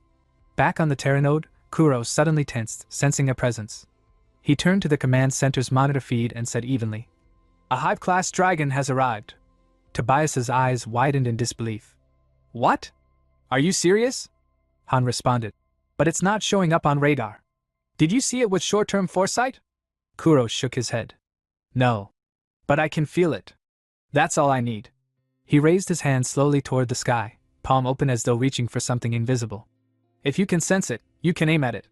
That's true for both of us." Meanwhile, high above, the dragon hive leader completed its charge. Celestial fire gathered in its maw, ready to rain destruction upon the lone psyker. But before it could unleash its attack, an enormous psychic hand materialized beside it, Kuro's construct, grabbing the hive leader mid-flight, causing the dragon to jolt in surprise and misfire its breath into the void. On the submarine deck, blood began trickling down from Kuro's nose, the exertion pushing his body to its limit. From the monitor room, Tobias watched Kuro with concern. "What's he doing now?" Han didn't answer right away. Before he could, the readings spiked. Kuro's body began to rise off the ground, levitating, surrounded by an aura of overwhelming psychic force. "This," Han muttered. "This is an enormous release of power." Tobias stared, stunned. "He's floating, like a spirit. If this were the Middle Ages, people would swear an angel had descended." Above Earth, trapped in the crushing grip of Kuro's power, the hive-class dragon snarled and cursed. "How dare you!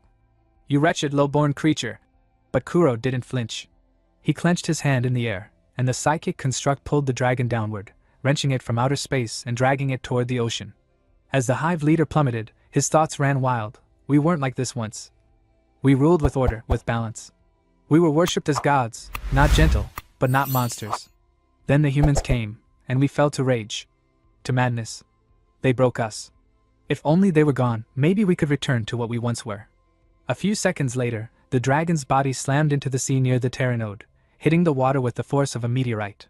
The impact triggered a massive explosion, geysers of water shooting into the air, and a deafening boom echoing across the ocean. The sea burned with light, and the sky, for a moment, stood still. A massive shockwave erupted as the hive-class dragon crashed into the sea, sending a colossal wall of water roaring outward. The resulting waves slammed into the side of the Terranode-class submarine, rocking the entire vessel with brutal force. Inside, the crew staggered, some thrown off their feet entirely, crashing into walls, consoles, and one another as the floor pitched beneath them. In the Octolab, deep within the submarine, Dimitri and Derek, both inside their psychic frames, felt the entire chamber quake. Dimitri cursed, gripping a rail for balance. "Damn it, what the hell was that?" Outside on the deck, Kuro, eyes still glowing with power, immediately reacted. With a simple gesture, he extended his psychic force in every direction, acting as an invisible stabilizer. The violent rocking stilled. "Sorry," Kuro said calmly over the comms. "That was my mistake. I dropped it, way closer than I meant to." Then, switching to a commanding tone, he added, "Han, I'm going to freeze the sea. Deploy the enhanced soldiers in ground combat mode." Suddenly, the surface of the ocean around the impact site began to solidify, spreading outward in a gleaming wave of crystalline ice. It crackled and expanded in all directions, freezing the waters in an instant. At the center of the frozen battlefield, the hive leader dragged himself out of the sea, coughing steam and blood. His body smoldered from the impact, but his voice remained laced with venom. "You humans, if only you bastards would vanish." Without warning, a unit of enhanced soldiers wearing sleek psychic frames launched from the submarine's exit hatches. They sprinted across the frozen ocean surface with unnatural speed, racing toward the recovering dragon. Among them was Dimitri, leading the charge. As he ran, his eyes widened in awe. "There was a time I never imagined this, running across the ocean. And now look at us." He glanced at his companion. "Kuro's power is real. We can win this." Sensing their approach, the dragon snarled and spread his wings in preparation to escape, but the soldiers were faster. Two of them leapt high, slashing down with precision. With a sickening crack and a burst of black blood, the dragon's wings were severed, sending him crashing back down onto the frozen sea. But the beast refused to yield. Hovering into the air using psychic energy alone, the dragon roared in defiance. "You filthy humans think you understand the depths of our domain?" He turned his burning gaze toward Kuro. "What are you?" As the hive leader focused on Kuro, he left himself open for a moment. Derek and Dimitri seized the opportunity, activating their frame-enhanced weaponry and lunging toward him. Their combined assault landed cleanly, but when they struck the dragon's body, the weapons glanced off without leaving so much as a scratch. The dragon retaliated instantly, unleashing a shockwave of psychic force. Both soldiers were thrown back like ragdolls, crashing into the ice and skidding across its surface. Watching from the monitor room, Han clenched his fists. "As I thought, attacks from the outside won't work." His eyes narrowed. "We need to hit it from within, but that won't work now either." He turned from the screen, unfastening the top of his uniform. "It already knows. It's not opening its mouth at all. The shared consciousness tipped it off." He activated his calm. "Kuro, I'll go." There was a beat of silence. "What did you say?" Kuro asked sharply. "I'll try to disable its psychic shield with an AP wave. I just need to get within 50 meters. Han paused, thinking to himself, "I have no idea if this will work against the Hive-class barrier, but it's something we have to try." Kuro's voice came back tense. "No way. Are you insane? You're going in there with no protection?" His tone hardened. "You don't have to do this. I'll handle it." Before Han could respond again, Kuro raised his arms and released an immense surge of psychic energy, bright enough to momentarily turn the entire sky white. The dragon, sensing the overwhelming force, growled in disbelief. This can't be happening." Two massive psychic hands materialized in the air, shaped by Kuro's will. They pressed against the invisible barrier protecting the dragon, its psychic shield, and began to apply crushing pressure. The shield resisted, shimmering and warping, but Kuro didn't relent. He poured more energy into the constructs, his eyes burning, his frame crackling with strain. The hands continued pressing. Cracks formed. Then, with a final push, the shield shattered, and the dragon's heart, a glowing, pulsating core of dark energy, was exposed. From the side, Canute, already poised in a stance, launched forward. With impeccable timing and precision, he closed the distance and struck, his weapon piercing directly into the exposed heart. The dragon convulsed, psychic energy exploding outward as its body began to dissolve into light and ash. Its voice, faint but resolute, echoed in Kuro's mind as it faded. "I'll deal with you next time, human." Kuro stood motionless on the icy battlefield, his golden and violet frame glinting in the fractured light. He watched in silence as the last remnants of the Hive-class dragon vanished into the wind. The scene transitioned to Bahamut, the crimson behemoth of psychic wrath, who was still recovering from his earlier clash with the enhanced soldiers. Though his body was bruised, his mind was active, connected through the shared psychic network of the Hive, now flooded with the dying memories of the golden dragon who had just fallen. His eyes flared as he muttered, "Desire form, eliminated." A low growl rumbled in his throat as a wave of discomfort surged through him. No matter how many times I witness it, it's still disgusting. They've grown again. Stronger. Faster. Evolving without end. His massive claws curled in frustration. We can't stay as we are. We must change too, become faster, stronger, smarter. Next, we need a greater form. A power that can extinguish all humans. A body worthy of our wrath. Elsewhere, Kuro sat in stillness, cultivating his psychic energy within the chamber of the Terranode-class submarine. Hours seemed to pass until his eyes opened, only to find himself no longer where he had been. He was in a strange, ethereal dimension, surrounded on all sides by an interwoven net of glowing psychic threads, pulsing like veins of pure thought. Where am I? Kuro wondered, rising slowly to his feet. Could this place be tied to the origin of psychic power itself? As he walked further in, the atmosphere thickened. A dreadful pressure descended. Up ahead loomed a mass of pitch-black energy, pulsing with dark radiance, immense and suffocating. It wasn't just power. It was presence. Kuro staggered, clutching his head. His breathing quickened. His knees buckled. Then, in a flash, he was pulled back. His eyes shot open in the real world as he collapsed to the ground, panting, drenched in sweat. What was that place? He thought, still shaken. It felt forbidden. Something I should never touch. He narrowed his eyes. Someone in Ark must know something. Someone has to understand what that was. The scene shifted again, this time to Han, standing outside a room. He knocked gently. A voice called out from within. Come in. Han entered. Seated at a modest dining table with 2 sets of plates was Colonel Tobias, deputy commander of Ark's forces. Tobias waved a hand casually. No need for formality between us. Sit. Han closed the door and raised a brow. A private meal? You're being pretty transparent. You know I'll keep my promise either way. Tobias shrugged. That's just how it has to be for now. Go on, eat. As the two began their quiet meal, Tobias broke the silence. Just hypothetically, if something ever goes wrong, Lieutenant Han, what are the odds you could restrain Kuro?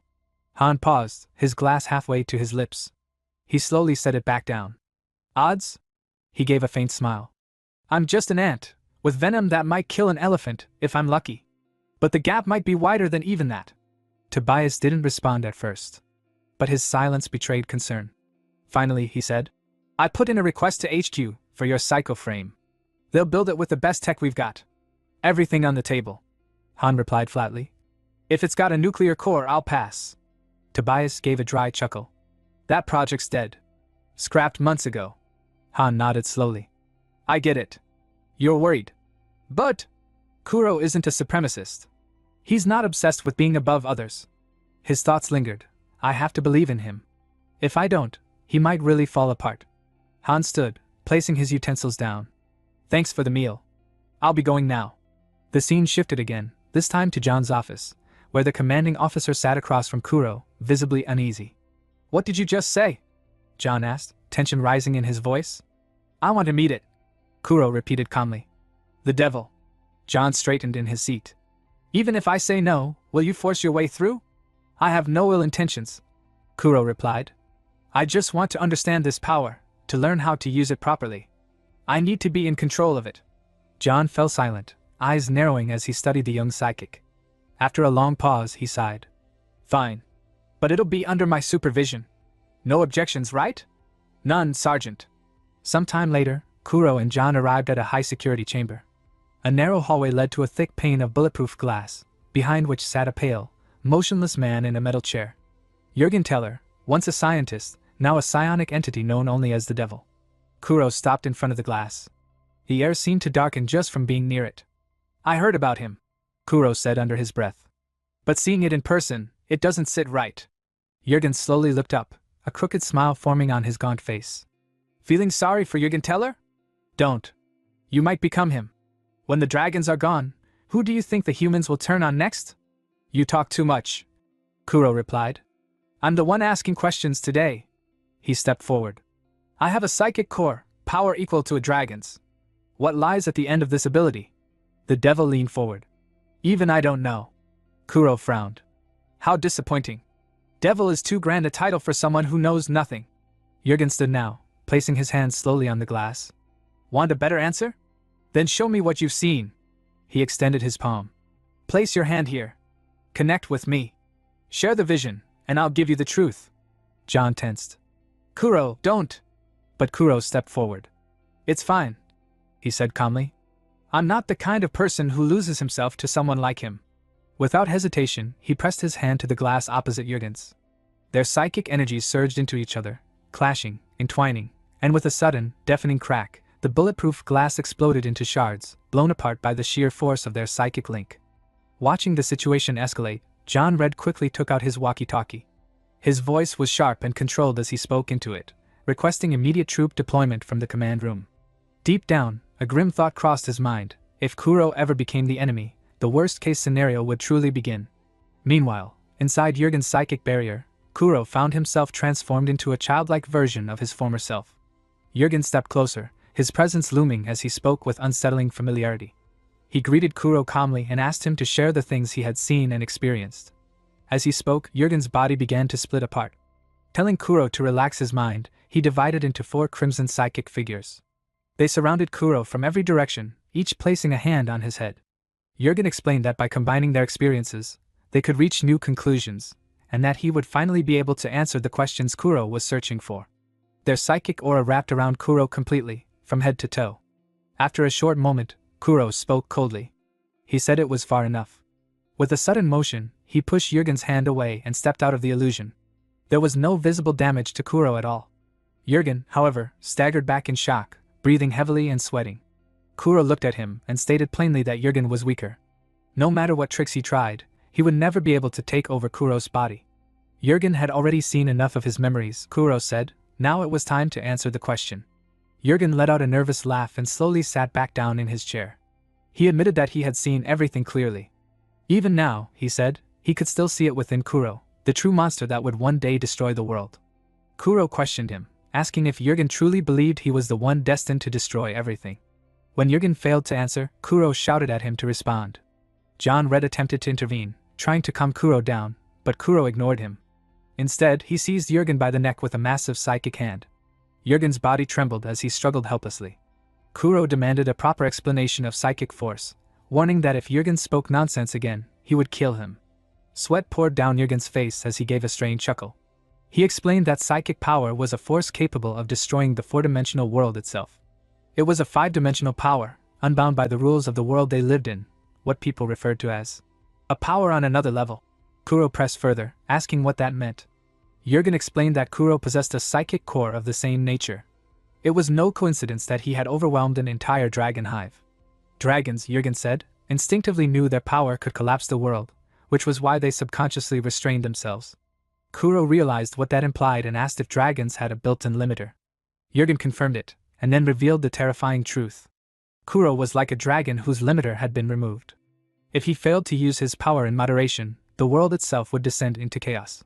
Seas could lose their salt, fire and water could reverse their nature, and even physical laws could change. Reality would reshape itself according to Kuro's thoughts and subconscious will.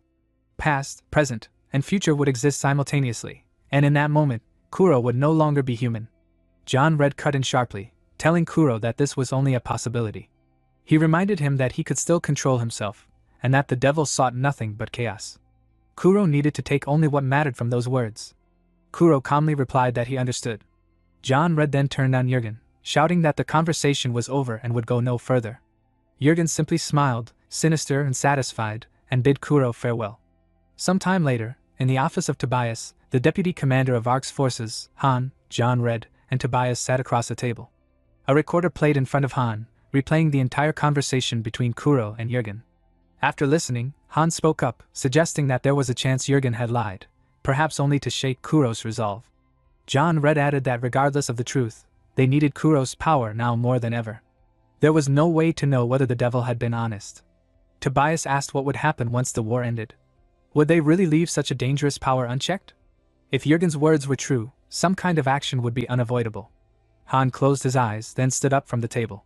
As he walked toward the door, he said they should think about that after winning the war. He shut the door behind him as he left. Tobias turned to John Red and asked what he thought. John Red answered calmly that there was nothing to think about. The world already belonged to the younger generation, not to old men like them. Tobias summarized bitterly that, in short, John had no real opinion on the matter. The scene then shifted to a mountain where Ellis mages and warriors had gathered, performing a powerful ritual. After some time, a massive rift tore open in the sky. From it emerged a dragon, none other than Bahamut. Through the interconnected consciousness of his followers, he immediately sensed that humanity was still alive, despite all the effort he had made to wipe them out. As he cursed them, Bahamut was flooded with memories of the battles fought against the dragons. He fell silent when he saw Han among those memories. Confusion gripped him. How had that human returned from that place? He recalled the past battle, when Han had used an unknown power to stop him and seal the rift. At the time, Bahamut had not understood what that power was. Now, through the shared memories of his fellow dragons, he realized it was psychic nullification. He cursed himself for not realizing it sooner. As he continued to observe, 3 figures stood out in his mind: Kuro, Han, and Canute. 3 major threats: a human who rivaled a hive, a psychic nullifier, and a human who had slain 2 hives. Bahamut called out to his followers, commanding them to listen carefully. With the surviving hives, he would unite all dragon legions once more. This time, humanity would be erased from the face of the earth. His followers roared in agreement. Around Bahamut, countless rifts opened across the sky. Some time later, the scene shifted to Ark's command office. Tobias stood frozen in shock as he listened to Han's report. Trembling, he asked what Han had just said. Han repeated the words calmly and clearly. The United States was gone from this world. There were 2 Terranode-class submarine carriers in the world. One was the Terranode operated by Ark. The other was the U.S. flagship, Max. Aboard Max were the president, key government officials, world leaders who had sought asylum, and countless influential figures. It was, in every sense, the U.S. government itself. The scene shifted back to a time before the destruction of Max. Inside the massive submarine, a grand party was underway. Music echoed through the hall as the U.S. president raised his wine glass high and addressed the gathered crowd. He announced that Ark and Citadel had joined forces and achieved a major victory in their first battle. Humanity, he declared, would not end here. They had a duty to survive, to rebuild, and to restore their once brilliant civilization and culture. Cheers erupted as everyone raised their glasses in celebration. Among the guests were several Ark officers.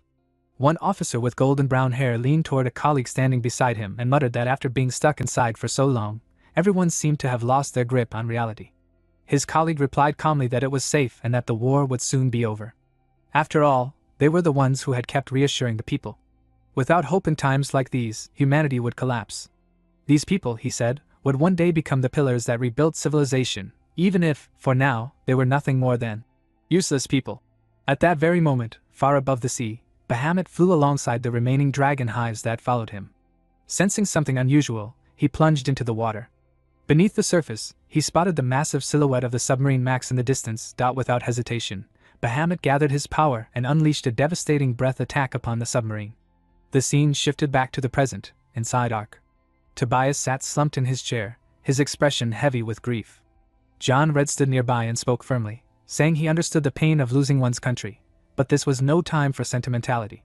All supply chains had been cut, and Citadel's supplies alone would not be enough to sustain the Terranode. Tobias replied that things could grow even worse, especially if Citadel chose to retreat and defend its own base. Elsewhere on the Terranode, Vice Leader Omega-1 shouted orders at his soldiers. He rejected the idea of retreat outright, declaring that now was not the time to defend but to strike and annihilate the enemy. If they pulled back just to minimize damage, he warned, they would be wiped out. Turning to Kuro, Omega-1 waited for Citadel's leader to speak. Kuro stepped forward and stated firmly that they would remain on the Terranode. Privately, Omega-1 thought that as long as they had Kuro, they would be fine. With Kuro alone, Citadel could be rebuilt as many times as necessary. The scene shifted again, this time to a room where Octo and several engineers were working on a psycho frame. Han entered and approached Octo, asking if this was the psycho frame he would be using. Octo adjusted his glasses with a smirk and replied that it wasn't bad, it was the one sent by the United States. Han examined it more closely and asked if it was unfinished. Octo explained that it wasn't unfinished, just unpolished. There was no paint, and the plating was rough because of how urgent its construction had been. The designers had focused purely on functionality. Han remarked that something different wasn't necessarily bad and asked if there was anything else that set it apart from previous models. Octo explained the first feature, a psychic tracker, a sensor that allowed the user to visually detect psychic energy. It would be especially useful for analyzing phenomena such as invisibility. Han agreed that it sounded useful. Octo then described the second feature, the lightning capacitor, which allowed the jump pack to be recharged semi-permanently. Han asked if that lightning referred to the same dragon known for converting psychic energy into electricity. Octo confirmed it, explaining that the capacitor was actually made from that dragon's hide. Then he added that there was one final feature. This psycho frame used a movement system called the kinetic drive. It allowed the user to move faster and strike harder while using less effort. With this system, Arc could avoid the risks of physical augmentation and instead train more psycho frame soldiers. Hearing this, Han grew uneasy.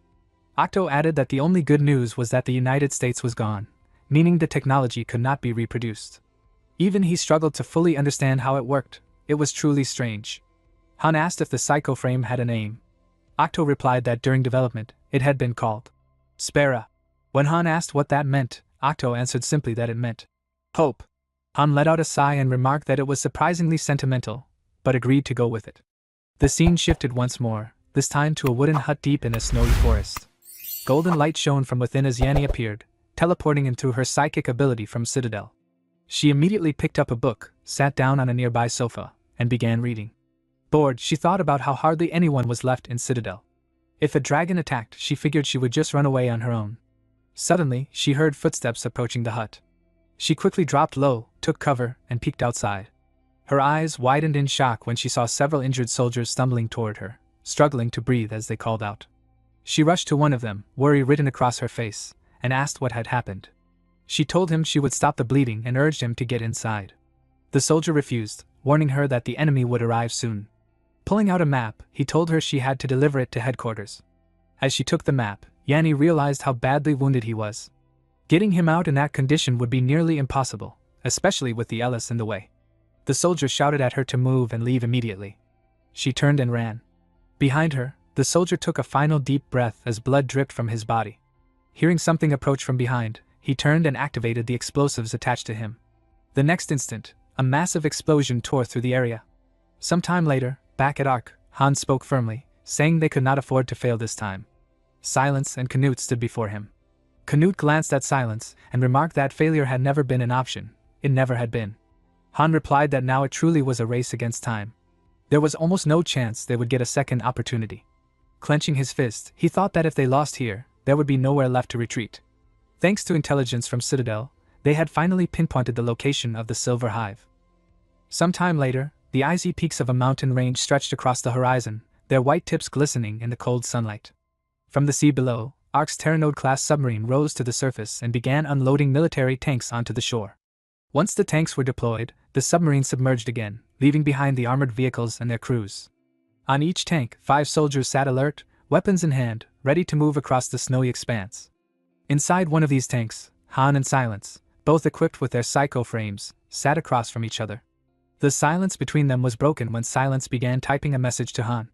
He read it. "How miserable. We don't even have basic equipment, what a mess.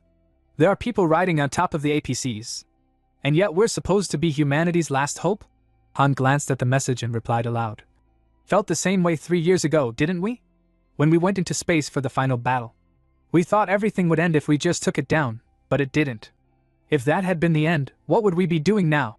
Silence's expression darkened as she typed again. "We probably couldn't live normal lives anyway. We'd either be humanity's enemies or their tools." Han gave a faint nod and said, "You've gotten cynical since I last saw you." In his thoughts, he acknowledged she wasn't wrong. But he had no time to dwell on social conflicts. For the siblings who might still be alive somewhere, all he could do was hunt dragons. As the tanks continued toward the Silver Dragon's hive, Silence asked him through her message. "Han, what are you thinking about?" Han shook his head. "Nothing," he replied. Silence typed again. "If you're tired, try to get some sleep. No one's going to blame us for taking a break." Han smiled nervously, replying, "I know. But hey," then stopped mid-sentence. Silence, confused, asked, "What?" Han waved it off. "Never mind. It's nothing." The girl's mood shifted quickly. "Are you messing with me? Are you joking?" she typed. Han sighed. "Then I'll just say it. How long are you going to keep wearing that mask or helmet?" Silence's fingers hesitated over the keys. "You hesitated that much just to ask that?" Han's answer was careful. "It's kind of a sensitive topic, you know." Her tone softened as she typed. "If I never have to fight again, maybe I'll take it off then." Han smirked slightly. "Sounds like you'll never take it off."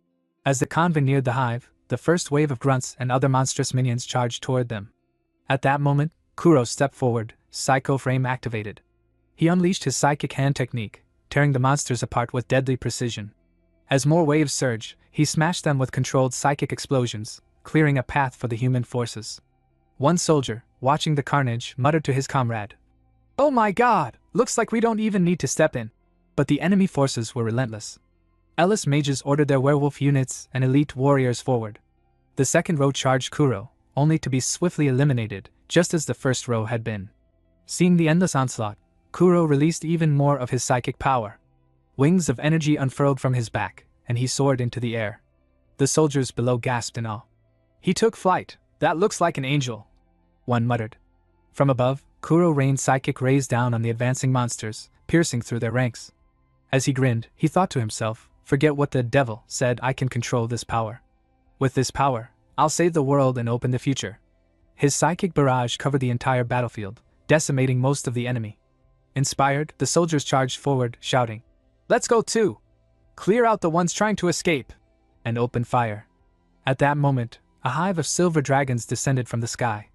Han, coordinating with the others, called out, "Now it's our turn! Get ready for battle!" Dimitri, eyes gleaming with anticipation, shouted, "Finally, the real game begins! I was itching for this."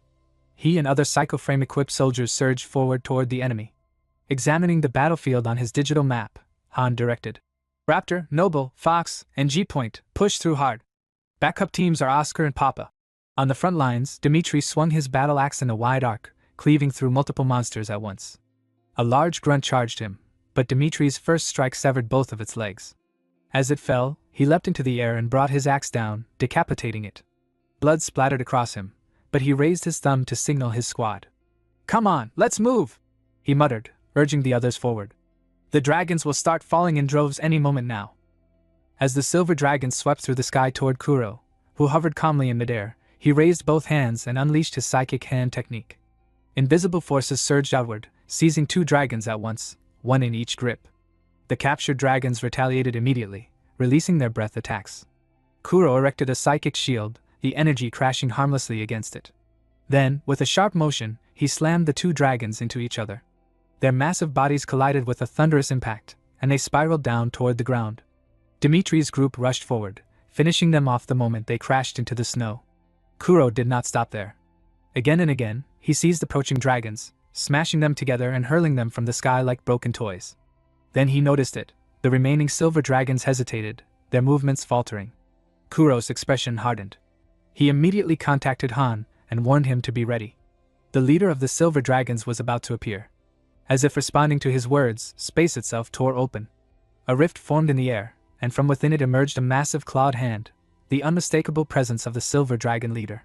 On the ground, the spear taken from the previous silver dragon leader, Kronos, was now in Newt's hands. Gripping it tightly, he asked Han, "If I drive this spear into its head, that should do it, right?" As Canute prepared to take flight, Silence arrived beside him. She sent him a message. "We'll back you up, Canute. Even if you fail, I'll be right behind you." Canute smiled beneath his helmet. "Fail? Just sit back and watch," he said, igniting his jet thrusters. As he launched skyward, a single thought filled his mind. "I'll succeed. I'll repay the debt I owe Han." High above, Kuro found himself face to face with the silver dragon leader. The massive dragon sneered down at him. "You pathetic human. You think you can take me on alone?" At the same time, Han sent Kuro a message. "Canute is on the move. Just hold him back for a moment." The silver dragon leader opened several portals around himself, and from each, massive draconic arms burst forth, striking at Kuro from every direction. Kuro read their trajectories instantly, dodging each attack with precise, effortless movements. Angered, the dragon leader inhaled deeply and unleashed a devastating breath attack. Kuro blocked it with his psychic shield. The dragon's eyes widened. Did he neutralize my attack? It realized. This human is not to be underestimated. Just then, Canute arrived. Noticing that the dragon leader was not even looking at him, he thought, no, maybe he can't. He shouted anyway. "Let's wrap this up already. I'm sick of all this," and thrust the spear forward, aiming straight for the dragon's head. But just as the spear was about to strike, a violent explosion erupted in the air. Kuro recoiled in shock. "What was that?" he muttered. Turning toward the source, he saw Newt's chest pierced through by a devastating attack. Newt's body fell, trailing flames, plunging toward the ground. Kuro's gaze snapped to the attacker. There, looming above them all, was Bahamut. Han, Kuro, and every soldier on the battlefield froze in disbelief. Bahamut's voice thundered across the sky. This body is your death. Kuro felt a chill run through him. That attack wasn't in my foresight, he realized. He's the strongest of all the hives. From the ground, Dimitri stared upward in despair. So he really did come back. All those hives we killed, was it all pointless? Canute crashed to the earth, his body engulfed in flames. Only his healing ability kept him alive.